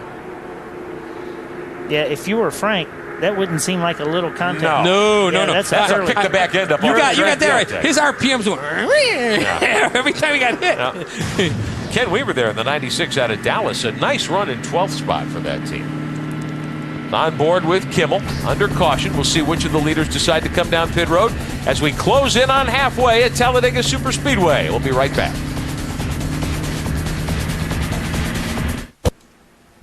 Today's Speed Channel coverage of the ARCA Re Series is being brought to you by Gladiator Garage Works, a division of Whirlpool. Gladiator Garage Works, it's time to rethink your garage. With Bill Venturini and Ken Schrader, I'm Rick Benjamin. Bob Dillner and Don Radebaugh are on pit road. Under caution, the leader is on pit road, and let's get an update from Chase Montgomery's pits. Chase Montgomery is on pit road. It will be 2 tires only, right sides for Chase Montgomery, who has been so tough out there. They are pulling the back rear quarter panel out on the left side from that damage from that incident earlier on. Has trouble getting going a little bit, but he is off and away. Good stop for the 27 team, and here's the Schrader Racing bunch servicing the 99 car. Yeah, well, we're real proud of what Boris has been doing here so far. We just got to make her through the rest of the day here. Boris came down off of the banking, sitting comfortably in the top 10, showing 13th at the moment in that Pontiac. Take a look just a moment ago. We're being told that one of the drivers was not quite accurate when he came to a stop in his pit stall. Let's take a look at that and see if we can get a look here. Well, first, we'll check in with the leaders on the backstretch, the 77 and the 87. That's Stremme and Kyle Busch staying out on the racetrack, and there's Billy Venturini in the 25. He stayed out on the racetrack also. Deciding don't need to stop right now. You got 4 tires last time. Yeah, so. I'm in the booth calling it with you guys. I'm not down there making these calls. Knowing the way this race has been going, I would have probably put on 2 tires the first pit stop in fuel. Then I would have come in now, maybe put on 4 tires and topped it off. And then this way, worst I would have had was just to top it off if I had to. See Boris coming in his pits here, and oh boy. That's a penalty. It's not a penalty yet. He didn't run over the hose, and he's back in his looked box. like he ran over the hose. Yeah, we're just lucky we didn't run over anybody. Yeah. Was that the catch can that went flying? Now they can pit him. They told us today that Boris sometimes has a little problem, gets in the pits. He'll get in. It might be the wrong one, but he'll stop a little short or get in a little too hot. But definitely got in a little hot there. Well, when you come off the banking here, now it's not under green, but you're going $185, and you've got to get down to 100 and then 45 in a short distance. That's not easy to do. No, it's not, but we're coming under yellow this time. We're probably running about 65, and pit road speed's probably 55 or something like that. And so he just blew it. He blew it. Yeah. At least the defending Trans Am champion. I'm trying to give him his due here. He's a heck of a race car driver. Yes, he is. He's a little bit out of his element today, but he's run good on the ovals before, and he was looking forward to this, and we were sure looking forward to having him in the car. If I'm not mistaken, has a Truck Series win on an oval several years ago. I think it was at Sears Point. Sears Point? Was it a Sears Point? I believe so. I thought he had one oval track, but I have to recheck the memory bank later on. But anyway, Boris was a Truck Series regular for a couple of years and has road raced very successfully. Drove the Federated Auto Parts truck for Ernie Irvin. That's right. Irvin Simcoe Racing. Now, wait a minute. I've seen a commercial with you and him. But before I had the Federated Auto Parts truck, Ernie Irvin and Simcoe had it. And Boris Still, he drove my car at Sears Point this year, run second to Kevin Harvick in the Southwest Tour race there out the weekend we were out there at Sonoma. One of the best road racers in the country, no doubt about it. Drives a factory BMW in the Speed World Challenge Series. Still competes in Trans Am as the defending champion. Hasn't made all those races this year, but does run quite frequently. He quite a character, too. Yes. Oh, boy. Just fun to be around. That's a lot of fun. Wide open, I think, would be the best description of Boris, the way he treats life, certainly. Let's get an update from pit road. Don Radebaugh. I just wanted to bring David Stremme back into the picture. His career first ARCA Re Series start. Interesting story in the family there. A lot of racing in the family. Father and mother, Lou and Cindy, are both race car drivers. Between the two, Lou and Cindy, father and mother, they have 7 track championships in street stocks and super late models at New Paris, Plymouth, and South Bend speedways in Indiana. And of course, his younger brother, Bobby, David's younger brother, is the brand new Paris late model track champion in 2003. So a lot of racing in the Stremme family for sure. What's up, Bob Dillner? Ryan Pemberton is crew chief for Boris said, and Boris certainly makes it interesting for all of us, doesn't it? Oh yeah, it's a lot of fun, to race with Boris. He gave us a little excitement there, sit through the pits. But we changed a lot of stuff up. I changed it from a 2-tire stop to a 4-tire stop mid-stride right here, and the guys did a great job adjusting to it. He slid through the pits. Basically he's just not used to a big car like this with little tiny rotors on them like we have here for the Speedway race, and that's what it's all about, getting him some experience. So when we go to February, run the Bud Shootout with him, he's got some experience. So he got some experience. We all got some that time. Schrader's up in the booth. Anything you want to tell Kenny Schrader? No, I'm not getting in the middle of that. Well, experience in the draft is really the key, isn't it, Ken? Oh, most definitely. But, something really big about the Bud Shootout in February is a green flag pit stop. Yeah. And, wow, you talk about that one. I mean, you come in so hard, and that a lot of times you'll get just stopped. And when you get stopped in your pits, the pedal just, poof, goes to the floor. Not a comfortable place to be. All right, before we go green, let's squeeze in a quick timeout. We'll be back at Talladega.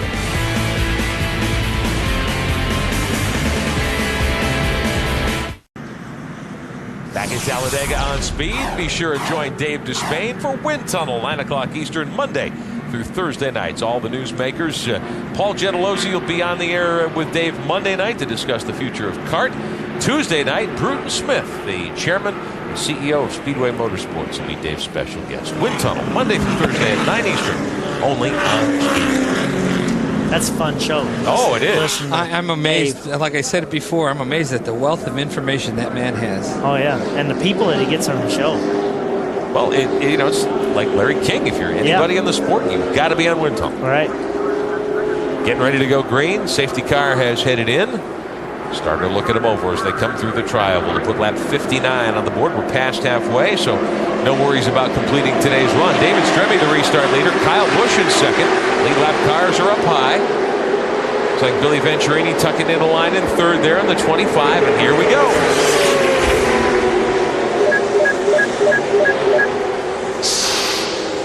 Good clean start.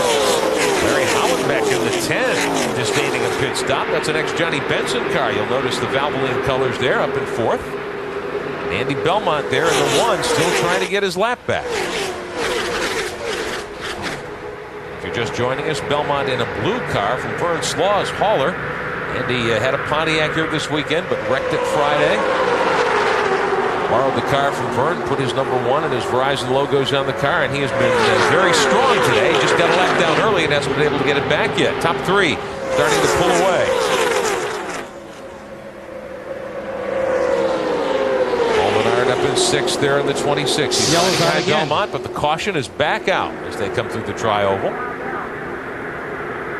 And we're being told there is debris spotted again on the racetrack. We'll go back to caution. It's on the back straightaway, I heard. Okay, we'll try to find it out there and see what exactly is the problem. Andy Belmont would sure like to get that lap back on one of these yellows. It's just... He's got to get a good restart, and that's hard to do here. It's hard to get the car up to First speed. of all, he has to get an excellent restart. And second of all, he's got to have a race car that can run with the fast cars to get it back. And I'm not going to take anything away from Andy because he's good, but it's the first time in the car. I just don't think the car's capable of being able to run with the leaders right now. There's the debris. There's debris that just got run over. It's been made into more pieces of debris. Yeah.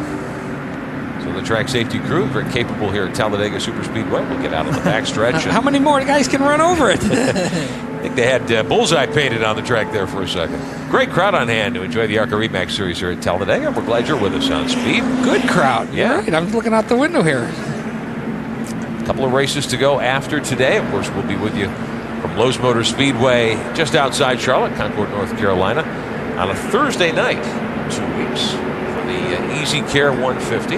And then the makeup date at South Boston. South Boston the following Saturday. First time that I can ever remember that we're going to end the ARCA season at a short track. And that is because Hurricane Isabel forced a second postponement of the South Boston race, a race you won a year ago on the 4th of July. Yeah, we won it. We're going to go back this year with the Federated Autoports car and try again. Who's going to be in it? I am. Oh, you're going to be in it now? Yep. Well, you certainly had the right combination there a year ago. I'll take you in the pool. How's that? Downstairs to Don Radeball. Well, Shelby Howard, as you know, became the youngest ARCA Remax Series in history. Youngest winner, that is, earlier this year at Kansas and Salem.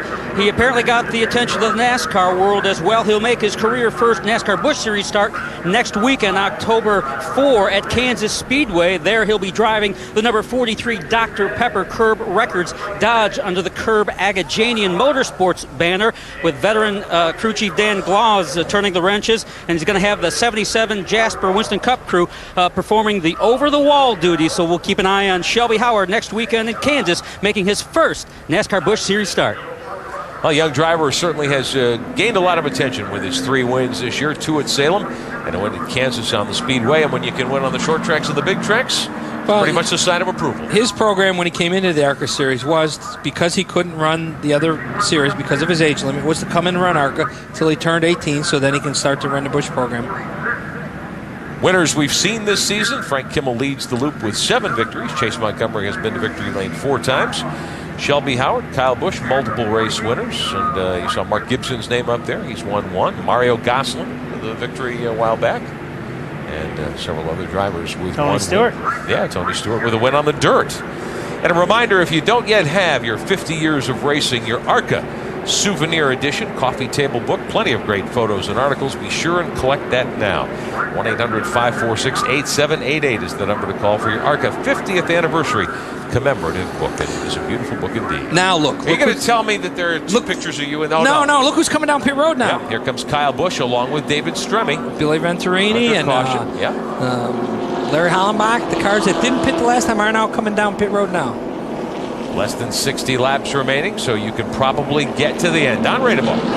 With Kyle Busch, the 2-time ARCA Remax Series winner, on pit road. This is very much a scheduled pit stop. No adjustments, just right side tires and fuel. The Diatech.com entry, down and away.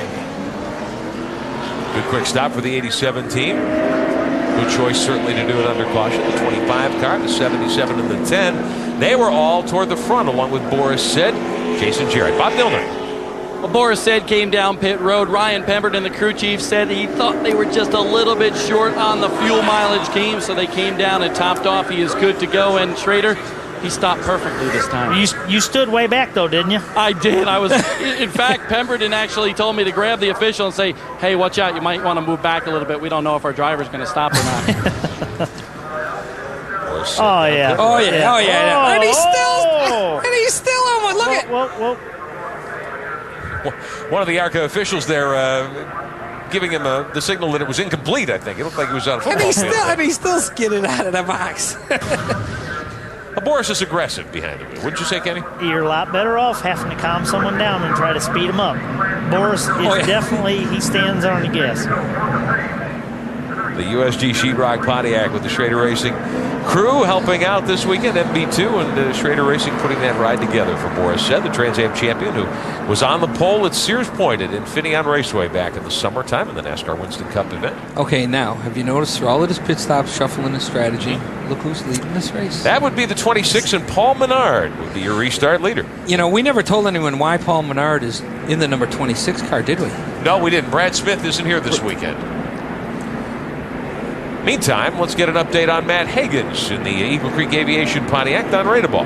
I just want to sort of introduce you to Matt Hagens. He is the owner-proprietor of the Eagle Creek Aviation Company. He buys and sells refurbished aircraft. Some of his clients include Tony Stewart, who's bought 3 airplanes from Matt Hagens, Sterling Marlin and P.J. Jones, just to name a couple.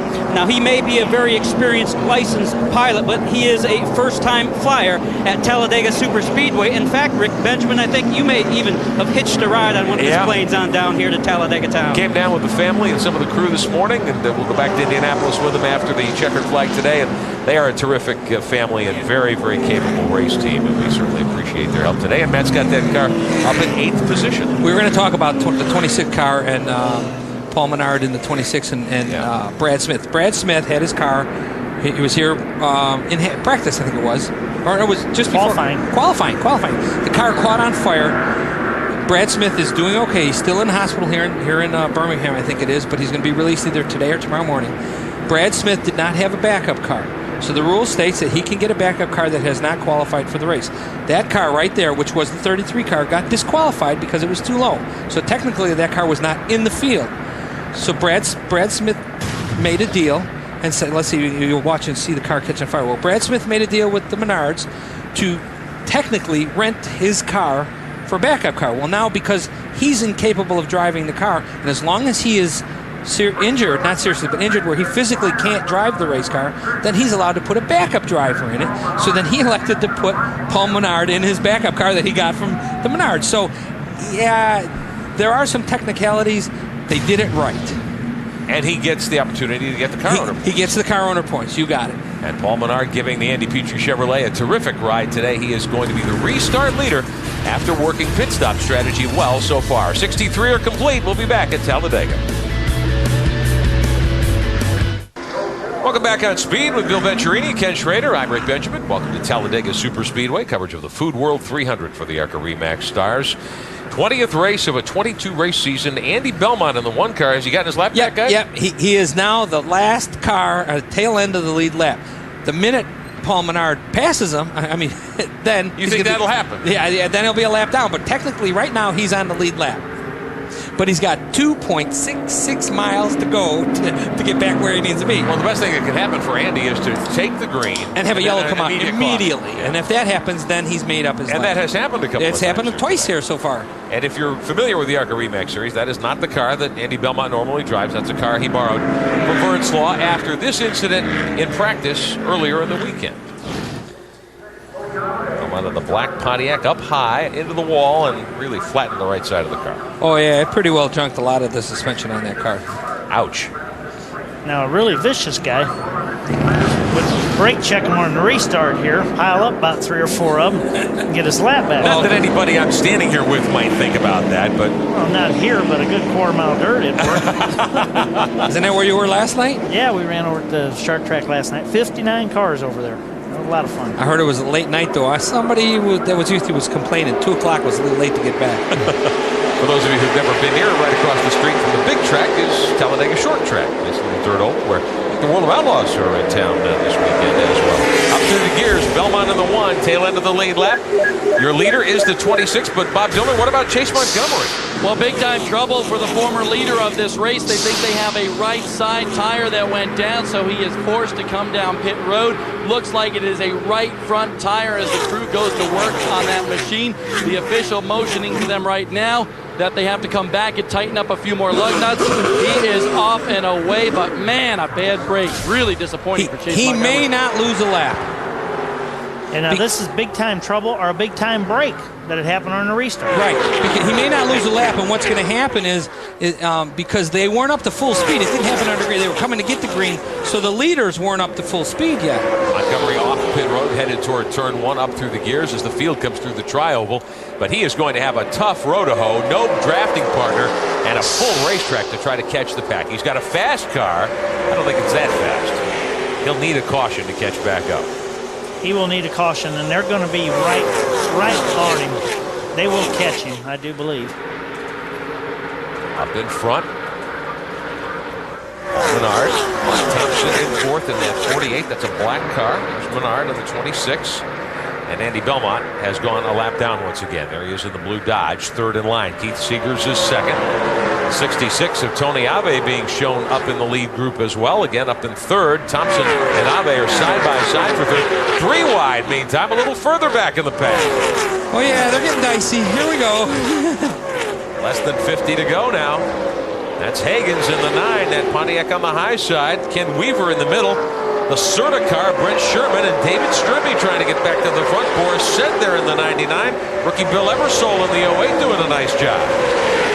Brent Sherman sustained a fair amount of damage. Right. He was caught up in one of those early tri-oval incidents. Exactly. And the bodywork is straight on that car now. And it's hanging out, and what it's doing is causing a big parachute, and what it's doing is he's running slower, and he's slowing down the guys right behind him that are trying to get around him. Now Stribby's got to the outside. I think he'll get by him now. Shuffling it up down the backstretch. That's Chase Montgomery down on the apron, yep. Montgomery in the 27. Apparently the problems have not been solved. The driver who led, I'm guessing, 40-some laps in the first half of this one before deciding to pit. He was trying to play a different pit strategy. Didn't stop until the caution a few minutes back. Did come to pit road then, but apparently they made a mistake on the pit stop. He's got to come back in. Well, I don't know if they made a mistake. I think there's something wrong because he wouldn't be going that slow on the apron. Well, the original mistake of the lug nuts not being tightened correctly when they held him on pit road. Here's Higgins in the 9 trying to race by the 44 car, Brent Sherman. Leaders are in turn 1. 3 wide for position further back in the field. Higgins in the 9 being shown back in 11th. Sherman in 10th. Weaver there in 12th position. There's the Ditech.com car, the 87. Kyle Busch back in 18th last time by. With so many caution periods, there's Kimmel in the 46. Up in the 15th spot. The pack has been shuffled several times. Whoa! Keith Seeger last year's winner. Big spin, go to the wall. He gets hit. Several cars. Higgins is involved. Boris Said in the 99 is involved. Looks like Kyle Busch is in the middle of that one in the 87. Several cars bounce off the inside retaining wall.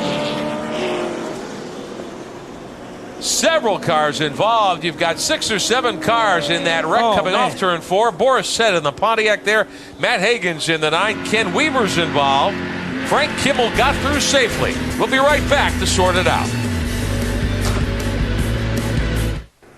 Welcome back on Speed. 70 laps complete of 113 that make up the Food World 300, and we have had, if not a big one, a pretty good-sized incident coming off turn 4. Now, come on, I got to talk to Rick Benjamin about this. We were in our pre-broadcast meeting this morning, and we talked about the big one, and we said there hasn't been a big one in ARCA lately. I think this qualifies. I think we just jinxed this one. Well, this isn't a 26-car Winston Cup pileup, Kenny, but it's pretty significant. This is a big crash. Watch Keith Seegers in the yellow 04 car.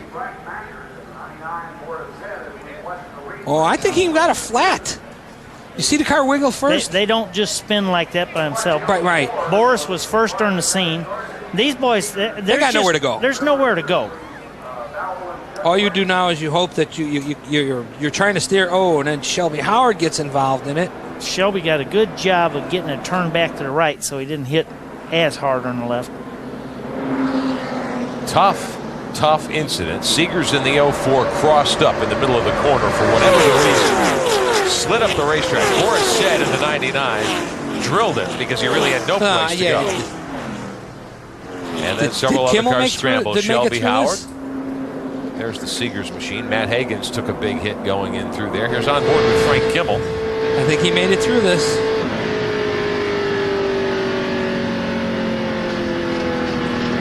Down to the apron. Good job, Franco. Senator Kimmel, good job. Evasive action paid off in that incident for the 4-time series champion. One more look. Higgins was right there in the red 9 car to drill the back of the 99. Kyle Busch took a heavy impact. Both ends of the 87 car are significantly damaged. Higgins then hits the inside wall as well. Ken Weaver stops. Shelby Howard stops down there against the wall. And several other cars caught up in it. I believe we see some of the softer wall. Yeah. See, right, Kenny. Technology down the inside. The inside of that wall is that new soft wall stuff. You're right. Softer. Safety crew on. Softer. Yeah. Helping Boris Said climb out of the Pontiac. He's looking around right now, trying to look for a name on a wall. It says where he's at. Waving to the fans, and the 99 goes out on the hook. How many cars were involved in this one? Well, I was counting 8 or 9 there. Jason Hedleski in the 90 was certainly in the middle of it. There was Brack Maggard there in the black 83, a car that came from the Andy Belmont shops this weekend. Higgins in the 9, Busch in the 87 we saw. The 64 Shelby Howard, you pointed out, Bill Venturini. There's Matt Higgins' car on the rollback. He is out of the car and okay. And we have Bob Dillner and Don Radebaugh on pit road, checking on things, checking on the conditions of your favorite drivers as well, and we'll update the situation. Well, the number 90, Jason Hedleski's back on the racetrack right now, so he's not in too bad a shape. You can see they haven't even got the 64 car yet cleared away from the wall. And who's that other car? That is the car of Ken Howard, the 96 car of Ken Weaver. Ken Weaver. From Texas. Not Ken Howard from the White Shadow, Ken Weaver in the 96 car. And Kenny, during the break, we were talking about the newly implemented Winston Cup rule that will allow for roof hatches starting this weekend as an option, and that's a case where you'd want one. Yeah, normally the drivers, we've climbed in and out of the left windows for so many years that's the way we would get out in any kind of emergency. But when the car's up driver's side against the wall or something like that, you want to get out of the thing quick, or if you have to extract the driver, safety crews do, it's just a lot simpler, quicker way to get them out. Is it mandatory? No, right now it's an option, but I think it will be mandatory in our for next year. Is it how does it fit? I haven't seen one yet. It's pretty trick. It hinges from the inside or the outside. It's a lot simpler operation than I would have thought it was going to be. Is it like the roof flaps? It flips all the way over, though. It's pretty neat. They did a lot of work on it. They've had them in drag racing for years for funny car drivers, and is it similar to that? Ours, funny cars flip forward. Yeah. This one, depending on which side you flip it from, it's capable. You can flip it to the left or you can flip it to the right. Well, I know that Gary Nelson and the crew at the new NASCAR Research and Development Center up in Concord have really been working on that for quite some time, hoping to get it perfected. Well, NASCAR's taken such a big step forward in safety, like all the organizations have, and so many of them that have worked together. But the commitment they made with that technology center and manning people to put in there to actually do this research and development and try to come up with new ways to make the car safer has really been amazing. Yeah, I had heard that Michael Waltrip may have it in his car for this week. Did he? I did not know. Yeah. So the fans getting an opportunity to stretch here at Talladega Superspeedway. 72 laps complete, and we remain under caution after an incident coming out of turn 4. The 04 of defending race champion Keith Seegers. That's a Morgan McClure Chevrolet spinning up there on the racetrack, and it's something we've seen here at Talladega many, many times over the years. You're just along for the ride in that case, aren't you, Ken? Oh, definitely. You're just along, and Keith did not just spin out. He had a problem that started that. We'll be back with more in a moment. Welcome back on Speed. Under caution yet again in the Food World 300, the ARCA Re Series, for an incident coming off turn 4. Keith Seegers in the 04 car got sideways, and Ken Schrader, you're pretty well convinced that he didn't do anything wrong, that something must have broken in the race car. Look, Keith won this race last year. This car all of a sudden snaps around. Keith didn't just lose it. It had a problem, and don't know what it was, but he was just along for the ride when that happened. Boris Said in the 99, Matt Hagens in the 9, Kyle Busch in the 87, Shelby Howard in the 64, Brock Maggard in the 83, and that's Ken Weaver in the 96. Here's one more look. Frank Kimmel was right there as well. He managed to steer underneath it after that heavy initial impact. Christy Passmore just got by it in the white car with the orange trim. There is Weaver in the 96 being spun after several hits. He then bounced off the inside wall. They're working on that car to remove Weaver right now. Shelby Howard stopping against the wall as well. Boris Said was second on the scene. Bob Dillner, is he feeling okay? Well, he's okay. He's standing here with me right now, but what did you see out there? I mean, I felt like USG sheetrock brand had some sheetrock all over the track. And I had nowhere to go. I just saw the 04 spun in front of me, and I thought I had a guy on my inside, so I thought he'd get up out of the way. You know, like Tom Cruise, go into the smoke, but he never got out of the way, and I hit him hard. And then I think I got hit 2 or 3 more times. But you know, it was a learning experience. I got to experience everything at Talladega, and it was more than I expected. Need to work on my pit stops. They aren't kidding when they say that, you know, you don't have much brakes when you come in. You think you're going really slow, and there's nothing there. But I just want to thank everyone at USG Sheetrock brand, the U.S. Army, for giving me this opportunity, and I can't wait for the Bud Shootout in February. It's going to be fun. To you, Don Radaba. Well, fortunately, Chase Montgomery was not in the wreck. Unfortunately, he's out of the race. What happened, Chase? Left front wheel bearing failure. What can I say? These guys worked their butts off all weekend, did an outstanding job. Yesterday in practice, we had a left front wheel bearing failure and thought we had it fixed. Everything was brand new. Went back out there, and it happens again right as we're about to go back to green. So we had to come back to the pits, went back out there, and it's still wrong. But, you know, what can I say? I can't speak highly enough for these guys. I mean, we went from 7th to 1st in less than 10 laps, so we've got an awesome car. We'll get it fixed. We'll come back to Daytona next year and try to defend our race title. Yeah, they're pretty good at that Daytona thing. The defending Daytona winner, pretty good at the restrictor plate business, although out of it today. Certainly looked as though they had the strongest car here, very much so in the first half. 2 wheel bearing failures in one weekend, Bill Venturini. That's pretty rare. Very rare, but I'd question the grease they're using. I'd question the technique and how they're doing it more than I would a parts failure. If you lose one, that's different. But when you lose two in one, if you lose two in one weekend, that tells me there's some other problem. Well, Ken Weaver has been removed from his race car and was waving to the fans. You got as he went back downstairs. So that's certainly good news indeed. Back downstairs to Don Radebaugh. Kyle Busch got caught up in that big mess out there. Happy to see you're okay. What happened from your windshield? Basically, all I seen was the 04 car spinning up the racetrack, and everybody was just piling in from there. But when you're on these big speedways with nowhere to go, no way to stop, you just got to kind of drive through there and pick your way the best you can. And I was about through, and then I got clipped right in the right rear and spun me around into the fence. It felt like to me, but TV will probably show different. Now, on that last restart, we noticed you fell back. I talked to one of your crew members, said you were stuck in fourth gear.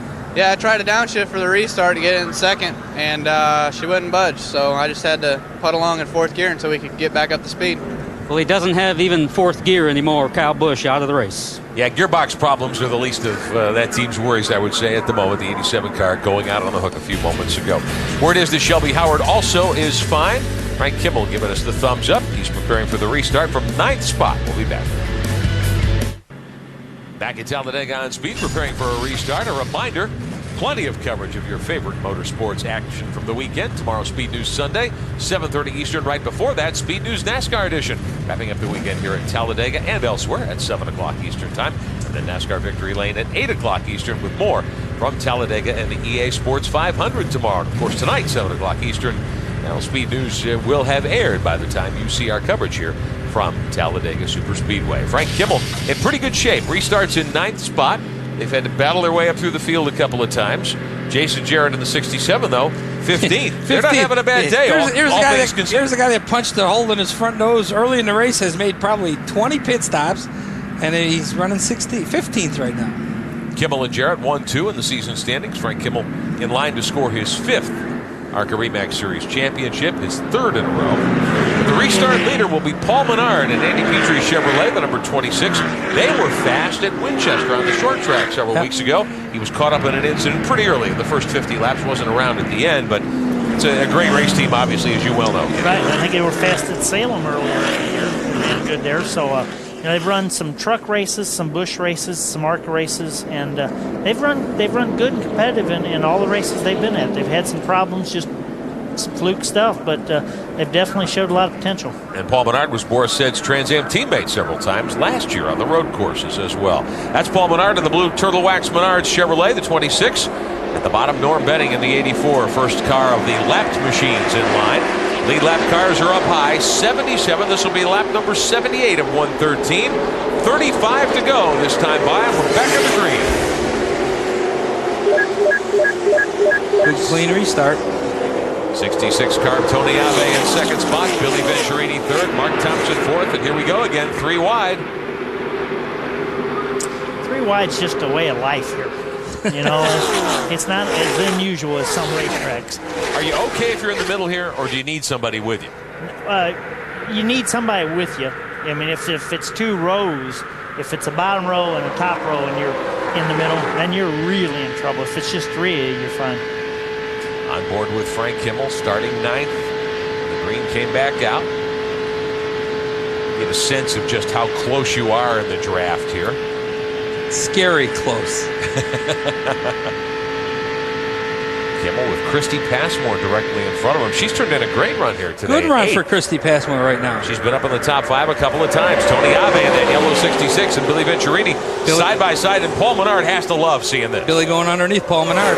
Under Tony Ave for second. See, Billy's done this long enough that he knows that's not a move that he really wants to do at this time, but he also knows that the 66 car, he's faster than the 66 car, right, and it held him up before, so he needs to make that move now if he can. Yeah, but he's not getting any help from behind right now is what's happening. Mark Thompson there in the black 48 alongside Christy Passmore. That's David Stremming in the Coors Light Dodge from the Chip Ganassi stables, carrying the number 77, trying to push his way up into contention here as the laps start to wind down at Talladega.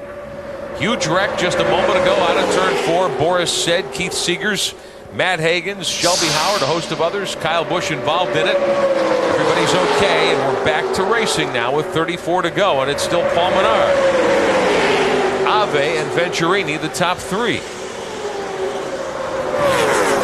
Tell you, the fans who bought a ticket today have certainly gotten their money's worth here at Talladega. Well, I mean, I keep saying it. I don't mean to repeat myself, but even with the wrecks and stuff, this is still a good group. Sure. You know, there's a lot of cars in this group. Very fast race cars, talented drivers up front, as we always see in the ARCA Re Series. Your leader continues to be Paul Menard. Ave in that yellow Pontiac. He may not have a fast enough car to lead, but that's not a slow race car. No, that race car has been kind of hanging around all day today. And Tony Ave is a very talented guy. David Stremmy's been stuck alongside of Mark Thompson now for 4 laps. If he can get around Mark Thompson, then he can fall in line behind Billy Venturini, and they can maybe push the 25 car past the 66. As strong as Stremme was early, Ken Schrader, I thought he would be at the front by now.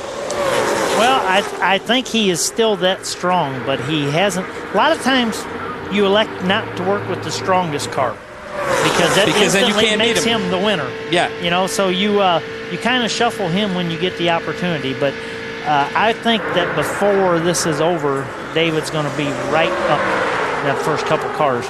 Very talented young driver, plenty of experience in ASA. He started to race in the NASCAR Busch Series, has a full-time deal in 2004 in the Busch Series with the 1 team in a Dodge. On board with Kimmel, still 6th. 81 laps are complete. We'll be right back.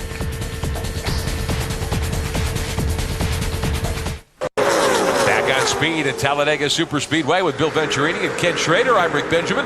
Don Ray DeBaugh and Bob Dillner are on pit road. Glad to have you with us for the 20th race of the season. Championship about to be settled in the ARCA Re Series. But here, it's all about the race win. What a great battle. Tony Ave is second behind Paul Menard. Billy Venturini, a series regular, and Frank Kimmel have hooked up on the high side. David Stremme making a one-off start, and that silver Dodge on the bottom. Yeah, we think he's got himself down that inside lane now. He might be a little bit better off. I just got to kind of think about poor old Frank Kimmel. Can only run like 6th or 7th right now, you know. You just know he's going to be there when the day's over. Mark Thompson in the 48, that black Taurus right up there behind Stremme. Takes a look to the inside. 3 wide heading toward 1. Thompson gets by Stremme. Yes, he did. Just a little bit out of bounds. And the yellow line at the bottom here. Yeah. Not supposed to go below that to make a pass. We'll see what happens. On the high side, there's Stremme, Ave, and Paul Menard's tire tracks, and they have raced against each other in road racing before. Keep that in mind. Here's Passmore in the 91. She continues to impress Bill Venturini. Definitely is. Running 5th or 6th right now, but you can see Tony Ave and Paul Menard have kind of got a single file and starting to pull away. Let's get more on Christy Passmore from pit road. Well, I'll tell you what, if anything else, she is really starting to gain her confidence. Earlier, she made the bold statement to her crew chief, Bob Shack, by the way, and her tutor, that if she believes that if she could get hooked up with the Chase Montgomery car, she could go right to the front and stay there. Well, Chase is out of the race now, but she was clever enough to miss the accident. It happened right in front of her, but overall, she says it's been a real learning experience today, one that's kept her up front for most of the day, and right now she says she's getting more and more comfortable in the draft. Schrader is comfortable in the draft, a real live thing. Well, I've been impressed with her all year, you know, and she's got some sprint car experience and stuff. She's a good little racer, and she's definitely showed that she's got some talent and is plenty capable of using her head and really driving a smart race today. So I think she's been very impressive. Less than 30 to go at Talladega. David Stremme in that Coors Light Dodge from the Chip Ganassi stables. He and Mark Thompson side by side for 3rd. Billy Venturini and Christy Passmore side by side 1 row further back. And then that's champion Frank Kimmel up on the high side there on the 46. Back in about 8th spot. Good top 10 finish for Frank Kimmel. Will just about get the job done. Oh yeah, definitely. There you see some of the cars. We've had a lot of cautions. That's Mark Gibson back on the racetrack after an earlier incident. Dickie Williamson there in the 7. He's been many laps down, way off the pace since the drop of the green in that Taurus. Leaders get by with no problems. Paul Paul Menard had the fastest qualifying lap. The car was disqualified, had to take a provisional. Came from 38th, got to 8th within about 10 laps in that car. Yep. They've had an oil problem. They've gotten that taken care of, and he's raced his way to the front. We had a Busch race here last year where there was like 3 cars in the group most of the whole race after a major wreck. So to have this many cars in the group is huge. And with 27 laps to go, a lot of attrition, but a lot of fast race cars left in the show. With Andy Petrie calling the shots from the top of the pit box, Paul Menard certainly has an advantage. Well, Andy's just got a lot of experience. You know, like I said, he loves Daytona and Talladega. He's always concentrated a lot on those 2 particular tracks, and you knew that car would be tough when they unloaded.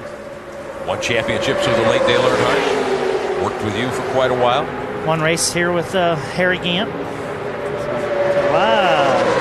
Little tight racing there. Stremme and Tony Ave in that yellow Pontiac, the 66. Looked like they leaned on each other a little. Here's Venturini now, hooking up with Ave. The 2 Pontiacs nose to tail.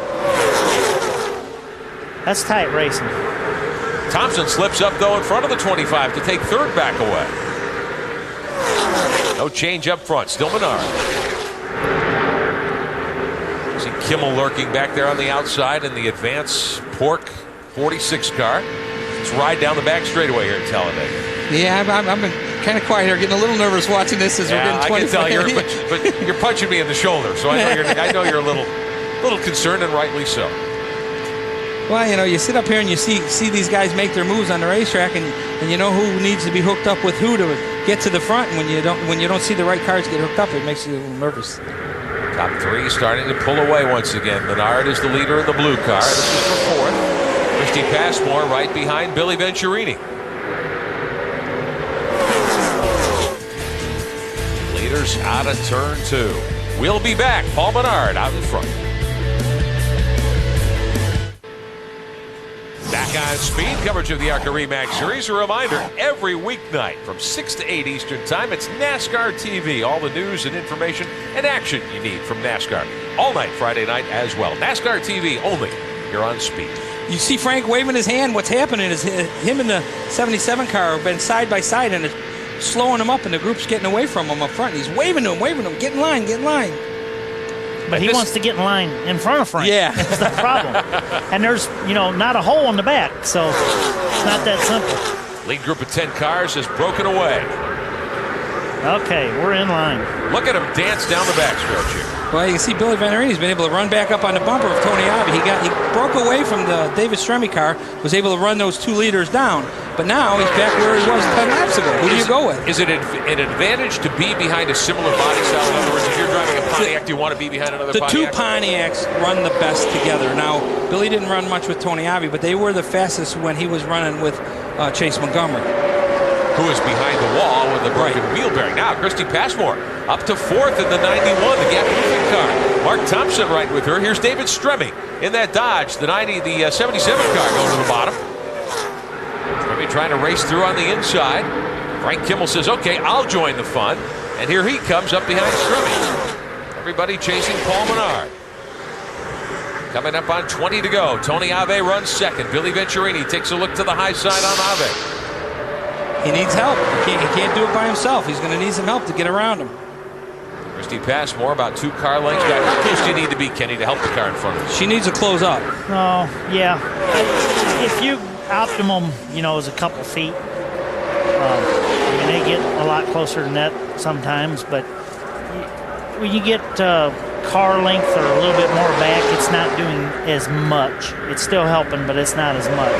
When you look up there and you can only see their helmet, you can't see any hood, that's a good thing when you look in your mirror.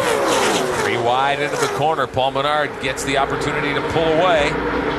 Billy Venturini now with Stremme side by side for 2nd spot. Kimmel on the bottom, a 3 wide group battling for 4th. Ave slipped back. This is where big track experience may hurt Tony Ave. Lack of experience. The lack of experience. Coming up on 20 to go. Lots of time at Talladega. Oh yeah. You see right now, Paul Menard's running by himself, and second and third place car, Billy Venturini and David Stremme are running side by side. Big by Chuck Weber from Mesquite, Texas, in that orange and white number 24. Menard has opened up about 7 car lengths, let's call it, as they head to turn 1. Yeah, that's a good thing for Paul and a bad thing, because as soon as they do, they'll and they get back in single file, they'll have the momentum to maybe catch him. They'll run him down quick. This is from Frank Kimmel's machine. Look out the right side window, the dog's eye view. Down the backstretch. Tucked in behind Ave in that yellow Pontiac. And they've all left Billy Venturini hung out to dry on the outside line right now. Here comes Mark Thompson, though. David Stremme races to second. Ave and Venturini are side by side for third. Kimmel and Thompson back there for fifth. And Dickie Williamson in the 7 looks like he's out of power this time. Below the yellow line, should be headed to pit road. He's had problems since the drop of the green in the Southern Pavers 4. No caution showing. Leaders in 2. Do we know for sure that everyone in here is okay on the fuel? I would think during that last long caution for the wreck up in 4, I would think that most of them, if not all of them, got the fuel they needed. Okay. I'm hoping so. That happened with about 38 laps to go. So. All right. Yeah, we'll be fine then. Menard is your leader. David Stremme moves to second. When you're a driver, like right now, at lap 93, so 20 laps to go, it's like, man, why do we even got to run these next 17 laps? Let's just get to them last 3, because that's when everything's going to shake loose, you know? Hit the fast forward button. Yeah, hit the fast forward. Venturini in the blue 25 car. Hoping for some help here. No one's going with them. Switching by the wounded car, Mark Gibson, who won at Atlanta earlier this year in that 59. He was involved in an earlier big incident up in turn 3 with the 5 of Bobby Gerhardt, who started on the outside pole today. Kimmel is 5th. Everybody chasing Paul Menard. 20 to go at Talladega. 95 laps complete. Our Gladiator Pit Stop of the Race Award goes to the Andy Petrie Racing crew. The Turtle Wax Menards team for Paul Menard. They had oil problems. They overfilled their dry sump tank, evidently. Stopped a couple of times to clean the car up, stop the leakage, and allow the race to continue in safe conditions. And for that, we award the Gladiator Garage Works Pit of the Race Award to Andy Petrie Racing and the 26 team. So they are certainly on their way to a wonderful day here today. Paul Menard searching for his first career ARCA Remax win. He's just made a handful of starts, looking very strong. But David Stremme making his first ARCA Remax Series start right there in second spot. And that Chip Ganassi team, they've certainly given him a good high. Oh, most definitely, you know. And David's been bouncing around all day, you know, 3rd to 6th, and just trying to figure out. He hasn't been patient enough because he wants to go. And it's got him in a little bit of trouble, but he's got himself right up in the right position now. Thought we might see a caution. Dickie Williamson had stopped on the apron at the entrance to pit road. Didn't look like he could get to pit road, but we stayed green. Billy Venturini jumps in front of Ave now, and this may help. Well, see, he needed help. Billy Venturini needed help, and Frank Kimmel pulled behind him, and that's the help he needed to move past the 66 car for Tony Ave. Stremme started up the banking to try to block the 25, but Venturini quickly goes around him and moves to second spot. Well, see, he had the momentum. That's what we're talking about. He needs to drop in, but spotter didn't clear him quick enough. Now he's going to get freight trained right back again unless somebody pulls up behind him. Kimmel's back there, but he's too far back. Ave's going to go to the bottom. Oh, and Stremme almost runs him below the yellow line. Christy Passmore there to help. So far, no word of any penalties for being out of bounds. Yeah, he's just a little bit. Whoa. Christy Passmore.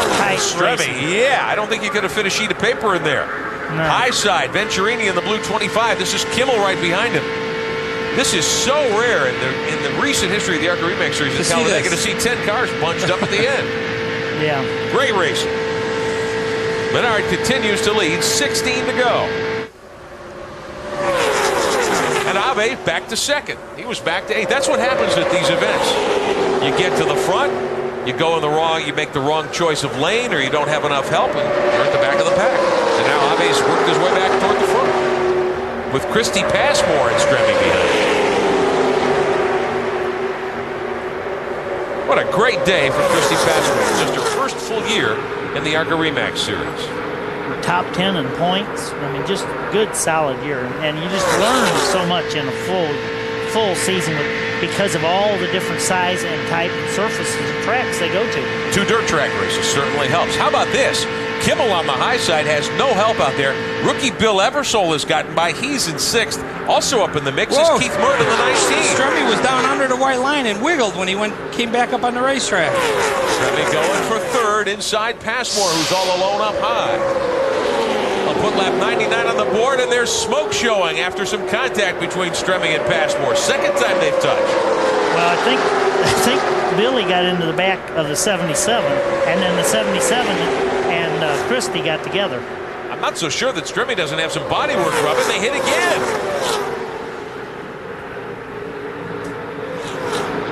Frank Kimmel back there watching, wanting to make sure he picks the right line. Yeah, there's definitely a tire rub on the 77. Yes. So David Stremme's opportunity to win may be gone. Kimmel tucks in behind Passmore. Look at the damage on the 91 car. Christie soldiers on. 13 to go next time by at Talladega. We'll be right back.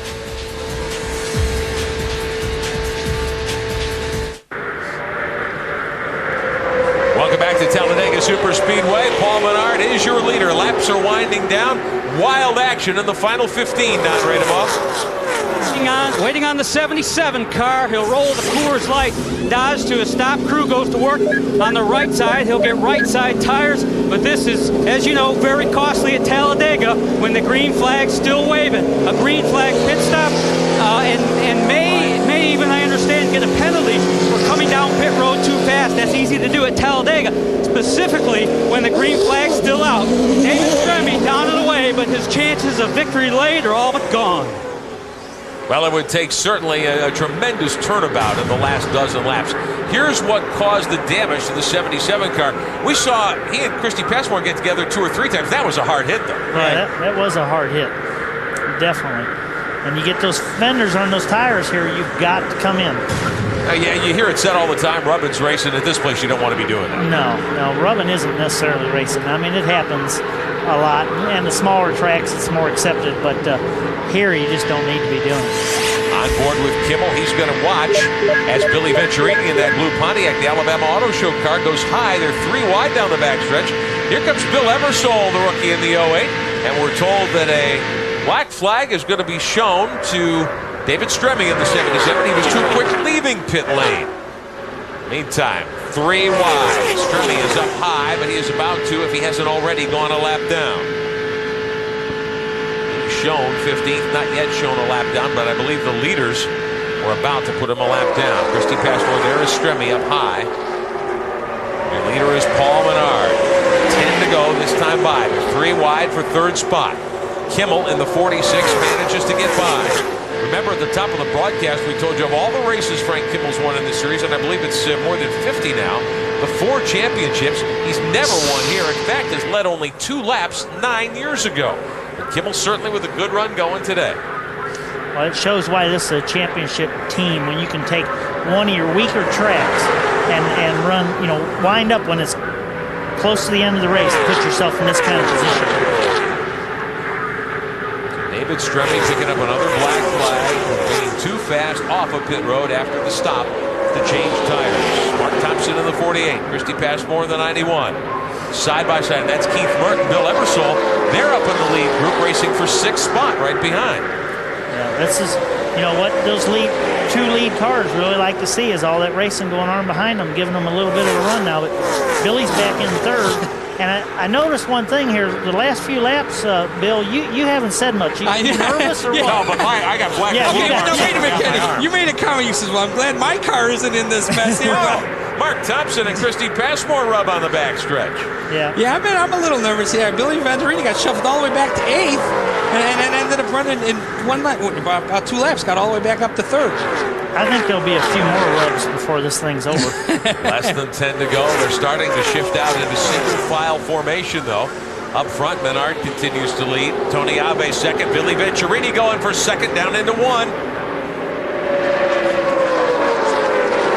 Here's Keith Murd in the 19. Change for 2nd spot. Venturini and Ave are side by side behind Paul Menard. Billy Venturini trying to close the deal. Ave goes way high. And I'll tell you what, and I mean, got Bill standing right here, obviously, but Billy's car has been stout all day long. It's been that way all week. What it's done is continues. It hasn't just hung there. It's been able to get shuffled back and make it back, and that's what you need. Well, he needs to stay right behind his 26 car for right now and not make a move for a couple laps. Right behind him, though, Ave is third in the yellow 66. Kimmel now fourth in the 46, the familiar Advance. Pork the other white bean car. Christy Passmore, despite the several incidents of contact with David Strimmy, hasn't had to stop, and she rides in fifth position. Sixth to Eversole, seventh to Mark Thompson. Keith Mert is in eighth position. Laps are winding down. Less than 8 to go at Talladega. We'll take a quick timeout and be right back with more of the Food World 300. Welcome back on Speed. Paul Menard continues to lead, gunning for his first Super Speedway win. First win in the ARCA Re Series. But Bob Dillner, is there an issue with fuel for the 2016? Well, there is a little bit of a question mark for Paul Menard down here. In fact, the crew is holding a can of ether just in case they do have to come down pit road after they ran out of fuel, and they would be able to shoot that ether into the carburetor. But there is a question. I talked to Andy Petrie, and he says, man, we're going to be so close. We may run out of fuel on the backstretch after the checkered flag. Mr. Schrader's here biting his nails. Of course, well, a lot of and I'm over here pacing, right? Racing. Yeah, the first and second place cars have guys up here with me who certainly have an interest here. You're committed, Bill Venturini. Your car's in second spot. Well, it's not in my hands. It's in Billy Venturini's hands right now, and his and Paul Menard's and Tony Avi's and Frank Kimmel's, I think. Kimmel up to fourth. Great run for that team as they bid for a title. Points as they run right now. Jason Jarrett back in 15th. Remember that Kimmel needed to gain about 100 points here today to lock up the title. Right now he would gain about 55. So with Charlotte, South Boston still to come, the championship would not officially be in Frank Kimmel's hands, although he certainly has a substantial lead. If he makes Charlotte and makes South Boston, he will win his fifth ARCA Remax championship. See, the bad part about this whole deal is that we've got 6 laps to go, and this could be shuffled around. Well, the 4 elite cars have broken away. Fifth is Christy Passmore right now. Sixth is Eversole. Mert is 7th. Thompson is 8th. And then you've got a couple of other cars further back in 9th and 10th. So the top 4, I think, are going to settle this. What do you think? I believe it's going to be the top 4 for sure, but I think one of the reasons you see that Bill and I may be a little more nervous, not as much that it's that car that we got a connection with, it's just that we're both big-time loyal fans of the ARCA Series, and it's been a good race, and we wanted to see go 5 more laps and be a good, clean race. I want this race. That's what we want. And believe me, if Billy Venturini finishes second, I'd be happy right now. Of course you would, but you wouldn't be if you finished 8th. So what I was saying, was we just want to keep going a good race like it has been. Still Menard out in front, Venturini second, Ave and Kimmel. The top 4 starting to break away, Bob Dillner. Paul Menard is not saying much on the radio. He is trying to concentrate, but his car owner, Andy Petrie, is. He keeps on reminding Paul, who is running his first race here at Talladega, stay on the bottom, protect that bottom. Don't let Billy Venturini go to the inside. Now, we see guys pass up high, but do you have to be at the bottom here? No, well, I've noticed Billy's been able to pass up high, and we worked on that in practice, but I don't think he can pass Paul Menard up high without help. And what will happen is if Billy goes to the top, the third place car, instead of thinking, his concern isn't, hey, let me make sure Billy wins this race. His concern is, hey, Billy's up, let me try to get second. So that's what you got to remember. Yeah, see, he's not going to try and help push Billy past the lead car, Menard, because then he's going to still finish third. Yeah, he'll try to capitalize. He'll try to capitalize on a move Billy is going to make. 3 to go this time by. An update from the Infield Care Center. That big wreck about 30 laps ago. Keith Seegers and Ken Weaver are awake and alert. They have been transported for observation to the local Birmingham area hospital. Certainly good news. That was a violent hit. Leaders in lap traffic now. And this certainly could play a part in what happens in the final couple of laps. Big part. And Billy's really up high right now. Tony Ave taking a look. Third in that yellow 66. See if he's got a chance to sneak by. Kimmel there. in 4th spot, and it looks like Mark Thompson in the 48. No, that is not Thompson. He is not up with the leaders. Christy Passmore is shown in 5th spot. There goes the 80 car of McMillian from Virginia down to the bottom. He was several laps down, and Stan Hoover's car. See, that lap car 21 of Todd Bowser was perfect for Paul Menard. What he did was he used him as a pick, and then as soon as he got by him, he dropped down underneath him, which would hang Billy out to dry. Venturini takes a look on Paul Menard through the tri-oval. 2 laps to go, 2 to go at Talladega Superspeedway. Just over 5 miles to settle it. Climb on board with the champion Kimmel, who rides 4th. It's Ave directly ahead of the 66. Venturini is 2nd. Your leader is Paul Menard, who took over when Chase Montgomery had his problems and has led since then. Venturini takes a look to the bottom down the backstretch. Do you want to do it with the 1 to go next time, or do you want to wait for the final lap? I think if we wait till the final lap, which next lap is the final lap. White flag will be in the air this time by. It's Paul Menard by 4 car lengths. See, now Billy may be, if he's smart, like Pops used to do, he'd be laying back right now. So no, really. So now he'll get a run. He'll get a see just what he did. He pulled back, and then got a run. But he's going to need help to do it. And the 66 not been able to push him by. Well, he tried. He took a look on Menard last time they came by the stripe. White flag in the air. Final trip around this 2 2/3 mile super speedway. Frank Kimmel goes looking for a place to run up high. Billy Venturini is 2nd behind Paul Menard. Tony Ave, 3rd spot, just his 2nd ARCA Re Max Series start, 2nd on the Speedway, 1st time ever at Talladega for Ave. Well, this is not what you don't want to try and go high. You want to try and go underneath him is what you want to do. Is he faking high? I don't know. Yeah, I think so. Right now, I mean, it's going to be tough unless there's a fuel issue. But, I mean, those guys have all done an excellent job, but it's not quite over yet. Through the tri-oval. Just getting to the point of the tri-oval right now. A couple of 100 yards to go at Talladega, the ARCA Re Max Series. And Paul Menard comes home the winner in the 26 for Andy Petrie Racing and Menards. 2nd spot to Billy Venturini. 3rd spot to the 66 and Tony Ave. Great run for that team. 4th to champion Frank Kimmel. 5th to Christy Passmore. 6th is Mark Thompson. Rookie Bill Ebersole is 7th. 8th to Keith Mert. Great run for the 19 team. C.W. Smith comes home 9th in the 42, and Greg Sark 10th in the 38. Can I take a breath? Okay. Ice now I'm going to take a big, deep breath right now. I got to tell you, I'm sorry, folks, but yeah, I was a little nervous up here. Good run for everybody. 2 young drivers, both searching for their first career wins. Paul Menard comes up the winner. What does that mean to Andy Petrie Racing, Kendrick? Well, I mean, Andy, felt so bad about the car being low going through tech the other day, and they've worked hard to put a full program together for next year, and they just bounced back and got it done. And a win in the Food World 300 certainly helps that effort. Paul Menard waving to the fans. Great run for Venturini Motorsports. Billy Venturini comes home 2nd. We'll have the stories when we continue.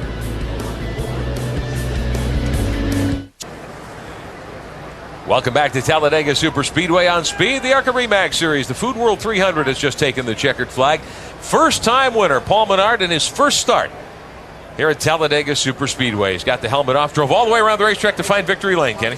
Yeah, they must have just a little bit more gas than they thought. Yeah. He said he was going to run out of gas. Yeah, sure. Big victory for Paul Menard and his family and for Andy Petrie Racing. Don Radebaugh. It's a big moment for sure, and only his 3rd series start.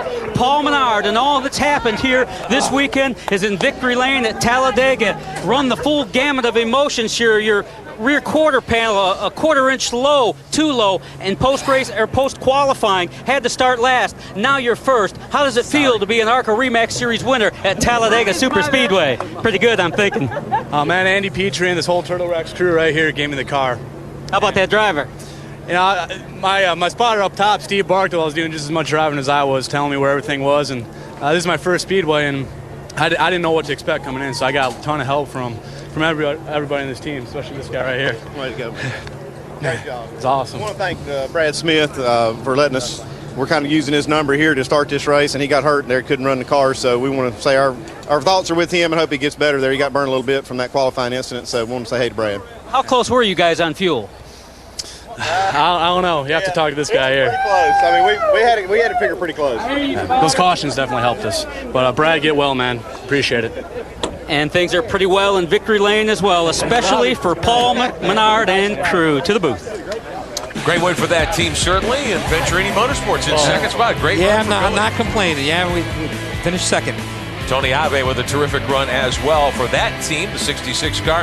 And champion Frank Kimmel on his way probably to his 5th ARCA Re Max title, finishes in 4th position. Great run here at a track he still has not won at. Christy Passmore, great run for the young rookie, 5th position ahead of Mark Thompson, rookie Bill Eversole in 7th, Mert, Smith, and Sarf. Some names you don't normally see in the top 10. Good run for Greg Sarf, finishing 10th. A driver who this year has not even made all the shows, but certainly put a great effort together here this weekend. Brent Sherman was involved in a wreck, still gets 11. And look at Jason Jarrett. Chased that car all day long. We're on a pit road, ends up 15. Which should have insured him the Bill France Triple Crown Award. Hey, that's right. Good call, Kenny. Yep. David Stremme in 21st. He was a contender to win up until the last couple of laps with all that sheet metal damage after he was tagged a couple of times by Christy Passmore. Boris said after the wreck with Matt Hagens, Ken Weaver, Shelby Howard, those are the drivers who were involved in the big wreck back about 50 laps short of the end. They're all okay, but had a lot of race cars pretty heavily damaged. And Chase Montgomery, who led much of the first half of the race, 31st after the wheel bearing failure. Mark Gibson, 32nd. He was caught up in a wreck early on as well. Jerry Middleton, first car out today in 41st. Let's get more of the stories from pit road. Bob Dillon. Billy Venturini drove his heart out today, but your hands were tied a little bit at the end, weren't they? Yeah, well, unfortunately, all my really good help kind of got took up and stuff today. Me and the 17 were phenomenal early, and I just was going to stick with him. I lost a couple spots because he got hung out, but we had made a pact that we were sticking together, and we would have, and then he got into the wall over there, so I lost my partner. And then the Cup guys, they'll hang out, these ARCA boys, in a second. And 77 hung me out countless times, so I knew I couldn't trust him. And 87 was decent to race with, actually. He ran me pretty good. And the 26, by the time I got there was no one behind me that could push me. I felt I had a faster car than the 26, but it was a great run. He did an awesome job. He held that bottom line. I got some runs. I tried everything in the world. I was dragging the brake half a lap trying to let him get away, and he didn't let me get away. He didn't let me let him get away, and it was a great run for the Alabama Auto Dealers Pontiac. After a tough month or so, this is what you guys really needed, wasn't it? Yeah, man, we've had a horrible week. We tried everything to change our luck, and I guess it finally worked. I need to thank Brian Smith. He did a great job. I need to thank Alabama Auto Show. See, new sponsor this week, so I want to make sure I get that right. And just the team did a great job. They never quit. I got mostly volunteers, and they're awesome. And I love them to death, and just proud to be finishing good again. Billy Venturini, his second place run of the year. All right. So Paul Menard is your winner. Billy Venturini still searching for his first win. It'll come soon if he keeps running like that the rest of the season. We'll be back with more at Talladega. Today's Speed Channel coverage of the ARCA Re-Max Series has been brought to you by Re-Max. Outstanding agents, outstanding results. And by Gladiator Garage Works. Gladiator Garage Works is the official garage of ARCA. Proud to announce the gladiator of the race today is Billy Venturini. Gladiator, it's time to rethink the garage. Let's get the thoughts of the driver who ran third today. Downstairs to Don Radebaugh. Good idea, Rick. Tony Ave, nice run today. You were fourth at Chicagoland and third here today, and only your second series start. Pretty good day. How do you feel about it? It was great. I really have to thank Walter Giles. We built this car in his garage at his house, and he just did such a good job. The guys at Pro Motor and Tex Racing and Jimmy Kitchen spotting up there made up a lot of spots for us. We got behind early because we were too hot, and then I pedaled my butt off to get back up to the front, and we just didn't have quite enough there at the end. Well, he pedaled hard, and it paid off. Bob Dillner, what does Frank Kimmel have to say? Well, Frank Kimmel saw a lot of the back bumper of Tony Ave at the end of this race, and one of your better runs here, wasn't it? It's hard to believe because that wasn't by far the fastest car we ever had here, but had a lot of good help today. You know how that's the old story here, and Billy helped me a lot. I tried to help him at the end, just couldn't even keep up with him, and I got Mark Thompson helped me a bunch, but the Advanced Auto Parts car was it's pretty good. I think it was the best Ford Taurus all day, but hopefully ARCA will wake up and see how fast those Pontiacs and Chevys are and give us a little help. So close to another championship, Frank. Yeah, I don't know for sure, but I believe that probably locked it up, and that's pretty special. 2 races to go, and pretty neat for the Advanced Auto Parts Sport team, and great bunch of guys. We worked our butt off all year, and another top 5, and pretty happy with that. Hey, not locked up just yet, but pretty close for Frank Kimmel. He will be the champion for ARCA this year. I was going to tell you, tell Kimmel he's already got enough help from the Pontiacs. They already made us add money, quarter inch to the spoilers. All right. That's enough. That's enough, you guys. Hey, hope you'll be with us from Lowe's Motor Speedway just outside Charlotte, October 9th, Thursday night, 10 o'clock Eastern Time. Coverage of the Easy Care 150, the traditional season closer, but because of the rescheduling of South Boston 2 times, Ken Schrader, you'll get to try to defend your title up there after the race in Charlotte. Looking forward to going up there and looking forward to being back in the booth with y'all at Charlotte. After you qualify for the UAW GM Quality 500 that night. Sir. So we'll look forward to seeing you there. Thanks for taking time to be with us today. Thank you. Bill Venturini, congratulations on a great run by your team. Thanks for putting me up with no me problem. up here in the booth today. That's right. I'll send you the bill for the ice on my shoulder when we get done here. Interesting, wild, incredible competition at times here at Talladega Superspeedway today. As always, when the ARCA Re Series unloads here in Alabama.